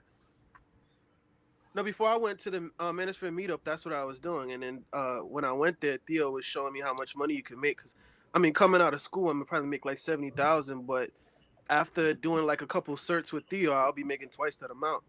So, okay. It's like I'm kind of greedy that way, But long story short, I remember at that time, her whole synopsis was, I feel like it's unfair that I have to wait for you to finish school, right? Now, if you were to parallel that to wait, hold up. A chick told you she had to wait for you to finish school for what? She feel like it's unfair that she has to wait for me to finish school. For what? That's what, like in 2019. No, I get it, but what is she waiting for? Because this sounds like something fucked up. So what is she waiting for? Well, it was more or less me being able to, I guess, to be able to finance a family. And I was like 23, 24 at the time. This chick had the audacity to tell you that she shouldn't have to wait to form a family with you. And at the time, we were like both like 23. We were still living with our parents. We already had one degree, and I wanted to go back to school again. But I wanted to make a parallel. At the time, it was funny because one of my friends, his best friend, was a Pookie, and he was in jail because he owed child support, and his girlfriend, he owed child support from the baby mother, and his girlfriend bailed him out. And my friend was telling me about it. He said his girlfriend bailed him out, and then as soon as he got out, he called him and told him, hey, call my side chick for me to come and pick me up. So it's like, look at the parallels. Like, people might say, oh, you're the square, you're lame or whatever. And I'm like, look how the parallels of the dysfunction of the community. Whereas my ex at the time thought it was like unfair that she had to wait for me to level up myself to become more marketable in the world or in the field. Meanwhile, this dude is revolving around like 3 different women, and it's like he's not. He couldn't afford the child support because he wasn't working, and he went to jail for that, right? For late child support, using the arrears, right? Good. So, but think about it. He literally had 2 women. He had 1 woman to bail him out and 1 woman to drive him home. And here I am, juxtaposed to my situation. I'm having to argue with my ex at the time about going to school. So it just dawned on me how much of a bizarre world Black America is, man. You know, like That's why you move if I on to was another place. Like, dude, like you can't keep comparing yourself to loser class men and the access to women that they have. You know what you do? yeah, You get your options up, and when you get your options up, you don't have to worry about what anybody think about that. Like, dude, like we do significant hurt to our brand as black men when we focus on exes. We shouldn't be focused on situations that we survive and that we the hell out of. We shouldn't even yeah, be focused on that shit because and guess what? It wasn't going to be a cultural norm. It didn't work out for you. Like me, I never bring up any of my exes because I don't give a shit about them. They're missing out right now. So it's like, that's what I'm saying. But yeah, I yeah. hear it. So so it's like, look, the cultural paradigm is bad. It was bad. It was bad marketing. We have 50 years of data that shows that it was bad, and there's really no reason to concentrate on women this much. Like all this stuff could be focused on in a more productive direction because as long as you keep talking about what Pookie and Ray Ray are doing. Listen, I think it's brilliant to let them burn themselves to the ground because because as nobody don't take care of their responsibilities, they're going to get madder and madder and start coming online and start trying to throw shots at people. We should just ignore them. Period. Yeah, because All the way around. everybody wants to play the game. Welcome, gentlemen. Hello, it's great to see you, esteemed panel. I'm Appreciate glad you. to be here. Nice to see you, GC. All I want to say is that a lot of women right now are leading the charge on some very destructive behaviors that a lot of black men in the community are willfully taking part in. The other half are not willfully understanding what is happening to them. They have just been raised to believe a certain way. They have been raised by these women who are taking no shorts pretty much when it comes to raising them with decency, when it comes to raising them with an understanding of what it takes to actually succeed in society, right? Because somebody had said in the chat earlier before that the basis of women's identity is rooted in mainly what's superficial, and this is true. And so brothers keep playing the game, but we forget, or we haven't been taught, or we haven't come to find one way or another that we don't have to play the game, right? Exactly what MOT is saying. When you've escaped these obstacles, you don't have to look back. The key is to run ahead and never look back, right? And a lot of brothers don't want to I do agree. that. Man. They are afraid. A lot of brothers are afraid deep down because they want to take the community with you. You can't take the community with you. You have to give something up, man. Life is all about sacrifice. And the black community is not giving us much to cling to right now when it comes to anything positive. So it's just easier to let it go. It's a game we don't have to play. These women, they're using schoolyard tactics, schoolyard bullying tactics, schoolyard, shaming tactics, all these things that go on in the playground back in 5th grade in order to keep men snared into their bullshit, right? And it's like when we actually get mature enough to realize that, the pursuit of endeavors for a man has nothing to do with women, or should have nothing to do with women in a perfect world. And if we want Correct. a perfect world, we have to realize, man, that the black woman as she stands, man, is non-viable. Outside the black community, as much as she would like to fool us and talk and act like she's got a seat at the table and act like Cynthia G or some of these other women as if they could advocate and speak on behalf of other races of women, they're crazy. They're insane. They don't know what they're talking about, and they don't know that every other woman is looking at them and laughing, pointing their fingers and laughing at them, right? And if those are the women that you want to chain yourself to, then you should not be surprised as to the results that you get in the end because it was never meant to work. I And also wanted to add on one of the main reasons why I also resent the Pookie archetype too is because the platform has always been as though he was the masculine trope in the community. It's like I think it was Reagan or Nixon used to talk about the silent majority. In terms of people in America that might have more conservative views. Um, I give you a prime example. What was I gonna say? I have, for example, MOT, right? He influenced me. I became a Patreon member of his. He influenced me. If you might recall, I think it was about last year. We were speaking about my vending machine business. He influenced me to learn how to start my own business and whatnot. Now I had like 6 vending machines at the span of like in less than 6 months, right? I started that going up, and then for example, meeting Theo in Atlanta in December was life changing for me. Now I'm learning. I was just doing JavaScript yesterday with somebody else that he's acquainted with, So now juxtapose that, for example, I said like with my father. I remember I asked him, I was like, "Hey, why don't you go back to school?" And he acted like he shrieked like a little boy. He was like, "I don't know, man. Do you think they're gonna ask me to go up to the board?" And that's when I had an epiphany. It was almost like a traumatic event, but it was an epiphany. Like, this dude is like what MOT is always talking about. Like, they were just the sexual vessels that were used to perpetuate dysfunction, right? And it's like I'm thinking to myself, I was very bitter at that because I'm thinking, why is it that I'm trying to ask him for advice and he behaves like a child? And I'm thinking to myself, like, I can't utilize him Wait. for You weren't asking him for resources. advice. You were offering advice. Yeah. No. Well, I'm saying I was offering advice, but I'm saying if the man is scared enough to go to college or to because like now technically I'm not even 30 yet and I make more money than him, right? Right. So my whole point was that if I wanted to be able to learn how to compete with other races of men, I can't go to him.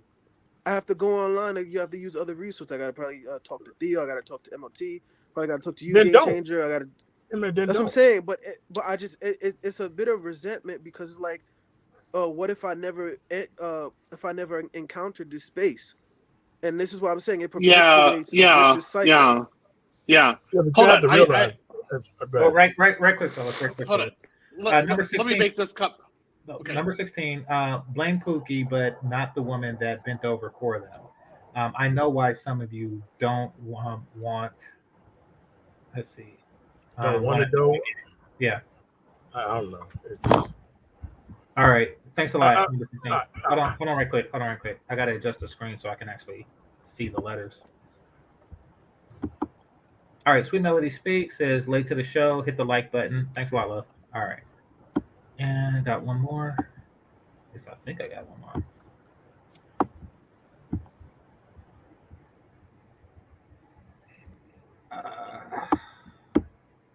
Somebody said I I just can't like get my that on the father. big screen, but I'll put it on the little one. It's not. Okay, It's not GC, your necessarily mission disliking. statement was profound. It should be posted for others to consider. All right, thanks a lot. All right, now, right quick, Azrael. What you have going on with your father, the goal is for every father. I mean, I'm pretty sure you want your son to make more than you. I'm not saying that your dad's not flawed. From my limited understanding, you may be a bit hard on him.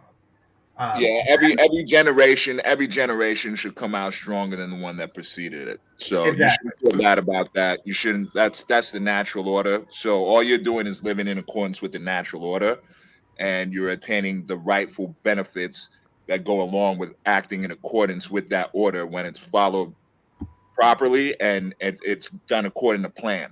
Right. So you should not feel guilty about that. Like I I said, hear you. you can't take everybody with you, man. You can't take Yeah. anybody with I you. hear you. It's the people that you choose to take along on that But voyage. here's Those are the people that you can take here's the with you. And most of them aren't even here's these days. Most of them aren't even up to task, man. And we got to be honest about that with ourselves and stop letting emotions get in the way with our decisions because we are men. We don't do that. We are not supposed to do that. I'm sorry, my friend. But Sorry about that. But no, I was gonna say here's the caveat though. He was a ladies' man, right? He would have got along very well with the dating coaches. So my thing was he had the Why don't we ambition focus on that to aspect beg. of it? Yeah. No. I was just making a parallel to terms of the Pookie, like the whole concept of it. That's my reasoning of not liking Pookie at all because it holds the community back, whereas men feel like they have to either choose to be the player all their life or they don't, or you got to delay gratification of getting Keisha to become productive down the line. And I feel That's like a lot not of black men sometimes feel like they have to choose between either or. well. That's real, Okay, man. but okay, it's I'm a not simple Pookie. solution. It's not Pookie that's leaving you with that dilemma. In this particular scenario that you painted, it would be Keisha that's putting you in that dilemma because she's the one that's making this choice to do so. But furthermore, that do you really think that that should be reason enough to dislike? Okay, here's what I suspect, Azrael, and I'm on your side. I'm definitely on your side because you're a younger dude. Um, I strongly suspect that the rest is just mask, and that the real reason that you dislike Pookie is because of his perceived sexual access. Am I onto something here?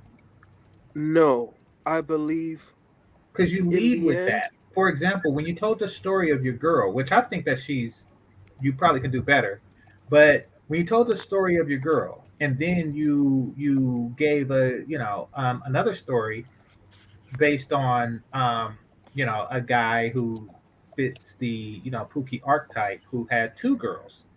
There you kind of led with that when describing why there's tension between you and Pookie. Okay, And now here's. go for it. Oh no, I was gonna say it's not. That's the thing. I don't want to say I berate them or I don't feel sorry for them. I just feel like, in a sense, they should. Wait, Not what? as I don't want Why to would you say. even think that?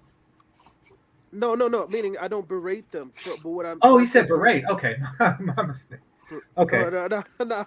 But okay, berate, no, no. no, you got to go So ahead. I don't. I'm not scolding them so harshly per se. But I. Long story short, with that situation with my last ex, she had admitted to me like, hey, she's like, I feel some type of way that you're doing all this growing and I'm not, right?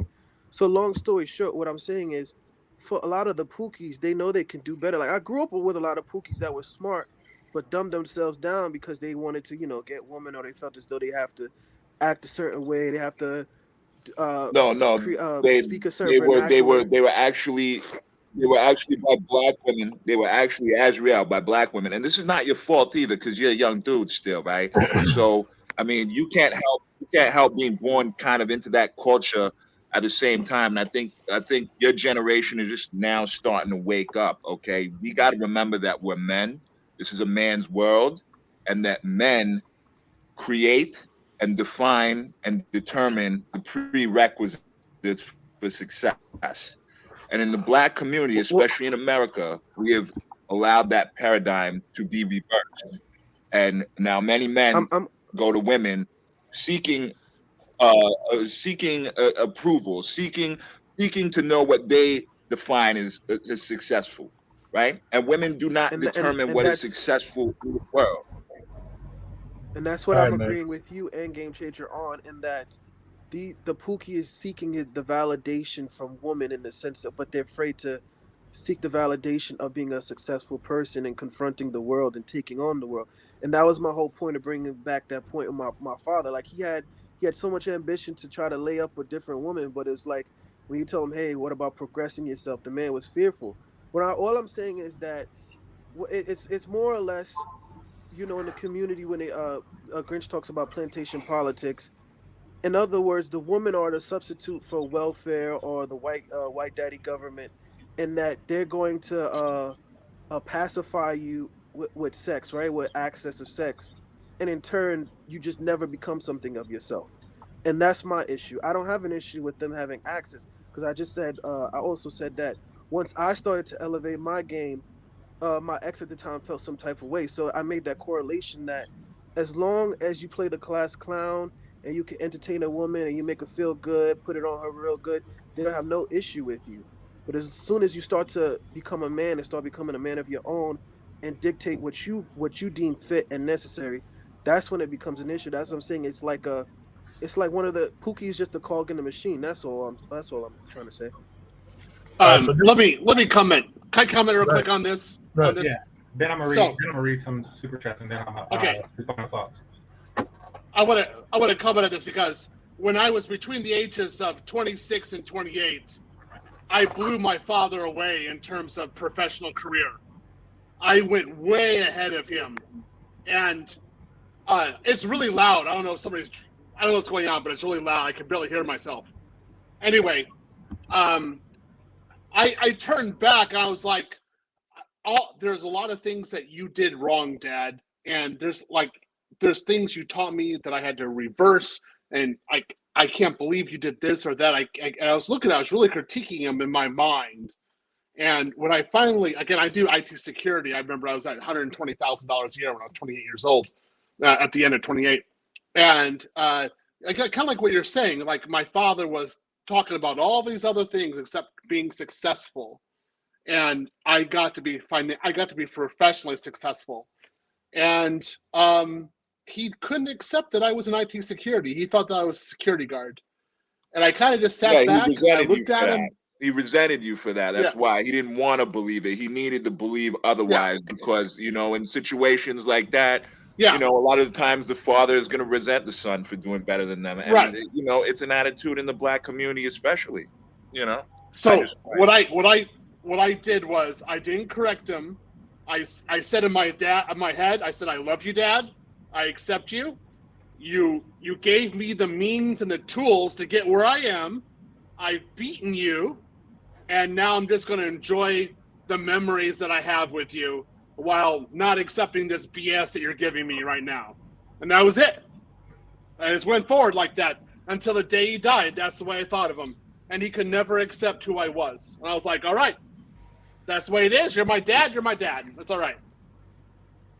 Yeah. The irony is that I do look out in a way I feel sorry for Pookie. I don't want to say, technically look out for him, but I just knew a lot of kids I grew up with that played down their intelligence just so that it can make black women feel comfortable, you know. And no, that's also, a choice. Man. That's a choice. Yeah, you're absolutely right. But I'm talking about per se teenagers when you're in high school.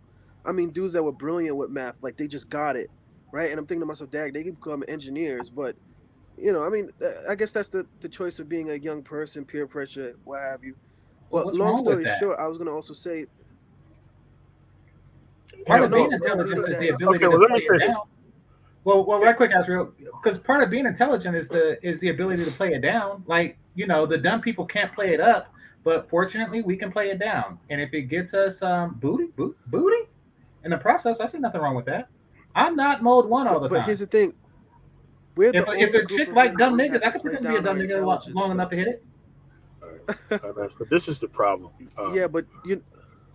The problem is we shouldn't have any respect, no conversation about obsolete, weak ass men who could control their dick, who actually altered their personality just to get more vagina, that subsequently have destroyed their lives. I don't care about those people. I don't care about men like that. Men like that have drugged our actual, what is left of the community, the kids that they left behind in that community, the women that they dealt with in that community behind. Our whole image is based on this one singular person, this archetype that needs to go. And there's really no need to have this level of conversation about this specific person. If you go to other cultures, you don't get access to women. You don't do any of that other stuff if you ain't got your stuff straight. All right. And I like the fact that they destroyed the actual community, by the way.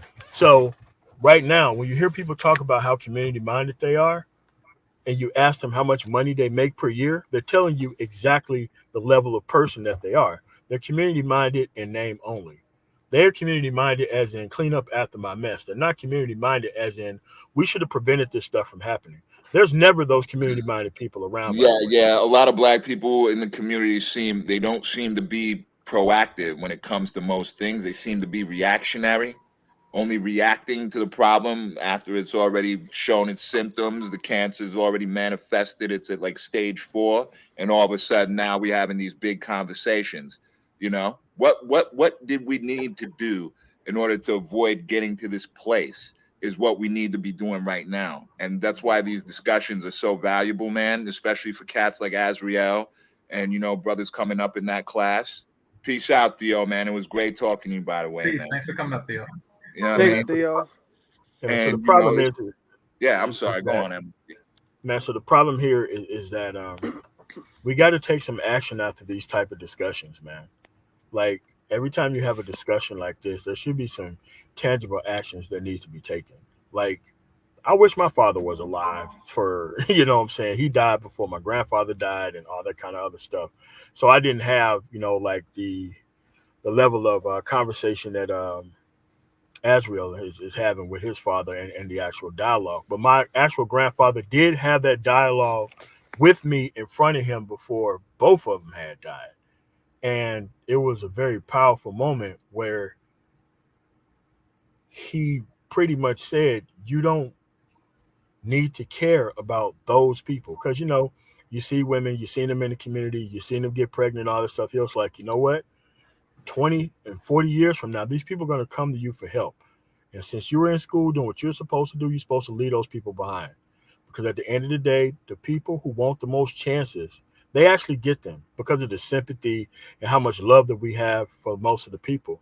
But actually, most of the help actually goes toward people that we shouldn't be concentrating on all that much because they have the same chance and choices as everybody else, man.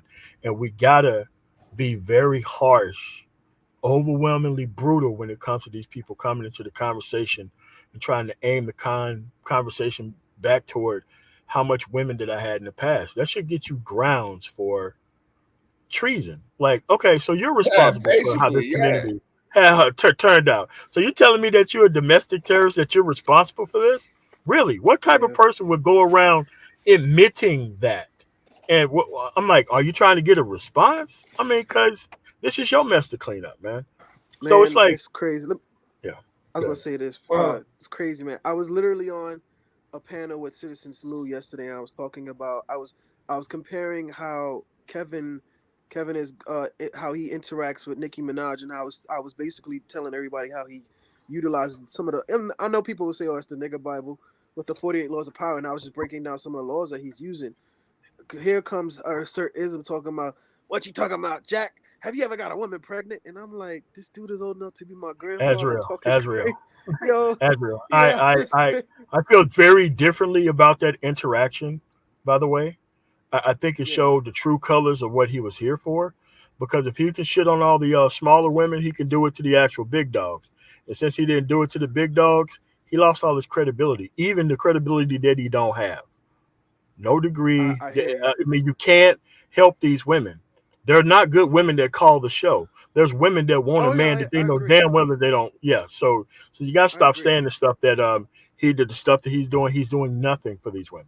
Okay. Well, And see, if you so can you prove see to the me, conversation. Well, and we're closing down, so I'll do JT after this. Like the conversation that we're having is really more the talk, the tone is really more attacks at other black men, and that's not what the gender war is. That's not productive to the overall goal of a gender war. It's not. It's insurrection. It's like I agree that there are problematic people.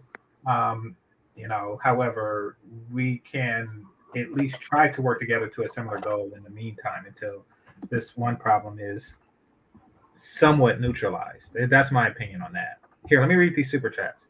Okay, it says the gender war is more important. While you're talking about how to talking about how you're going to get better wives and girlfriends, they're teaching kids ALT lifestyle. Absolutely. So yeah, I mean, we have a bigger problem on the horizon when we're worried about a group of people in the form of Pookie Ray Ray who, as MOT stated, has neutralized themselves. So I think that we should be shifting focus and energy and not get distracted with each other's shortcomings. I do agree with you on that, game changer. We're here to help each other out as men, Yeah. right? And because all we got is us at the end of the day. And what especially that last super chat right there. That's a key issue, man, because feminism is being used by governments and societies in general in order to usher in this alternative lifestyle, in order to knock down the differences between men and women, and to create some sort of weird, screwed up unisex race of human beings, which I mean is completely unrealistic except in the mind of a woman, right? And this is what we need to comprehend. We need to realize that these pookies that we're talking about, they are weapons of that same mechanism. Okay, they are cogs in that machine, right? Those men are already demasculated. They're already emasculated. They're already eunuchs. They just don't know it, right? They're already worshiping at the temple of the female goddess, right? And this has been taught. This has been programmed into them, and it's going to be hard. It's hardwired into them already. We can't. There's nothing we can do about them.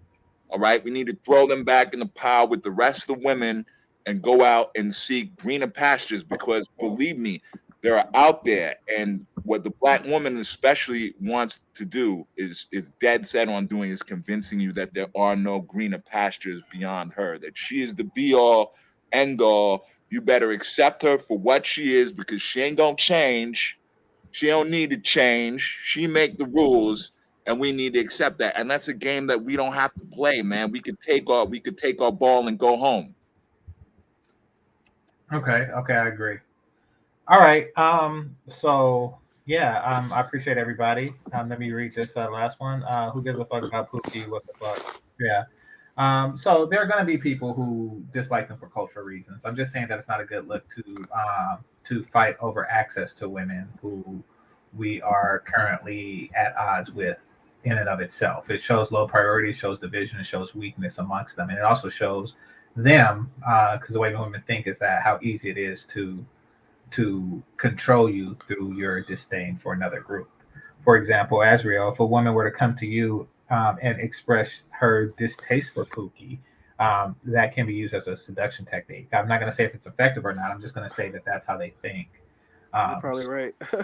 Yeah. So let's not give them that advantage over us in that regard. So I agree. I was gonna close. I was gonna start off with the closing. Yeah, I agree with you, GC. We need to stop the dick measuring. What the thing on Obsidian's panel yesterday was kind of a little bit cringy. I'm not gonna lie. I just think we just need to be focused on what this space is supposed to be about. And I'm glad that people like you, MOT, and Grinch, we get back to it's like a bringing it back to where we're supposed to be developing men. So thank you for having me on the panel. Like I said again, guys, stop with the measuring because at the end of the day, you should always move the goalpost and keep up the great work for all the content creators. And thank you for having me again. All right, thanks for coming. All right, and with that, I want to thank the Cash Apps and Super Chats, managers and moderators. I'm starting up a live stream right now, but somehow I can't even see it. Oh no, I think I've seen it. Hold on, let me bring it on my feed and I'll put it in the chat room. Yeah, because I can't even see it. I'm trying to find it now, but I can't find it. Oh, I got you. All right. And You doing a stream after this, MOT? Yeah, I'm doing a follow-up, a harsh critique of this type of conversation.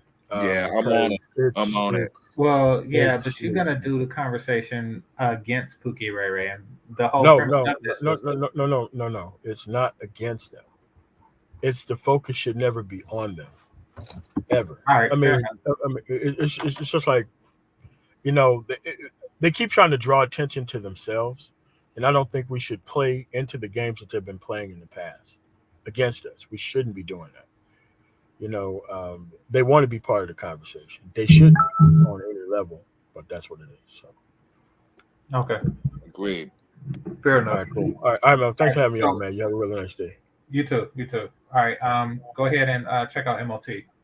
All right. With that, I want to thank the Cash Apps and Super Chats, managers and moderators, those who listen silently, and those participate in the chat. Make sure you hit that like button on your way out. And this is GameChanger 00100. Game over. Peace. Peace.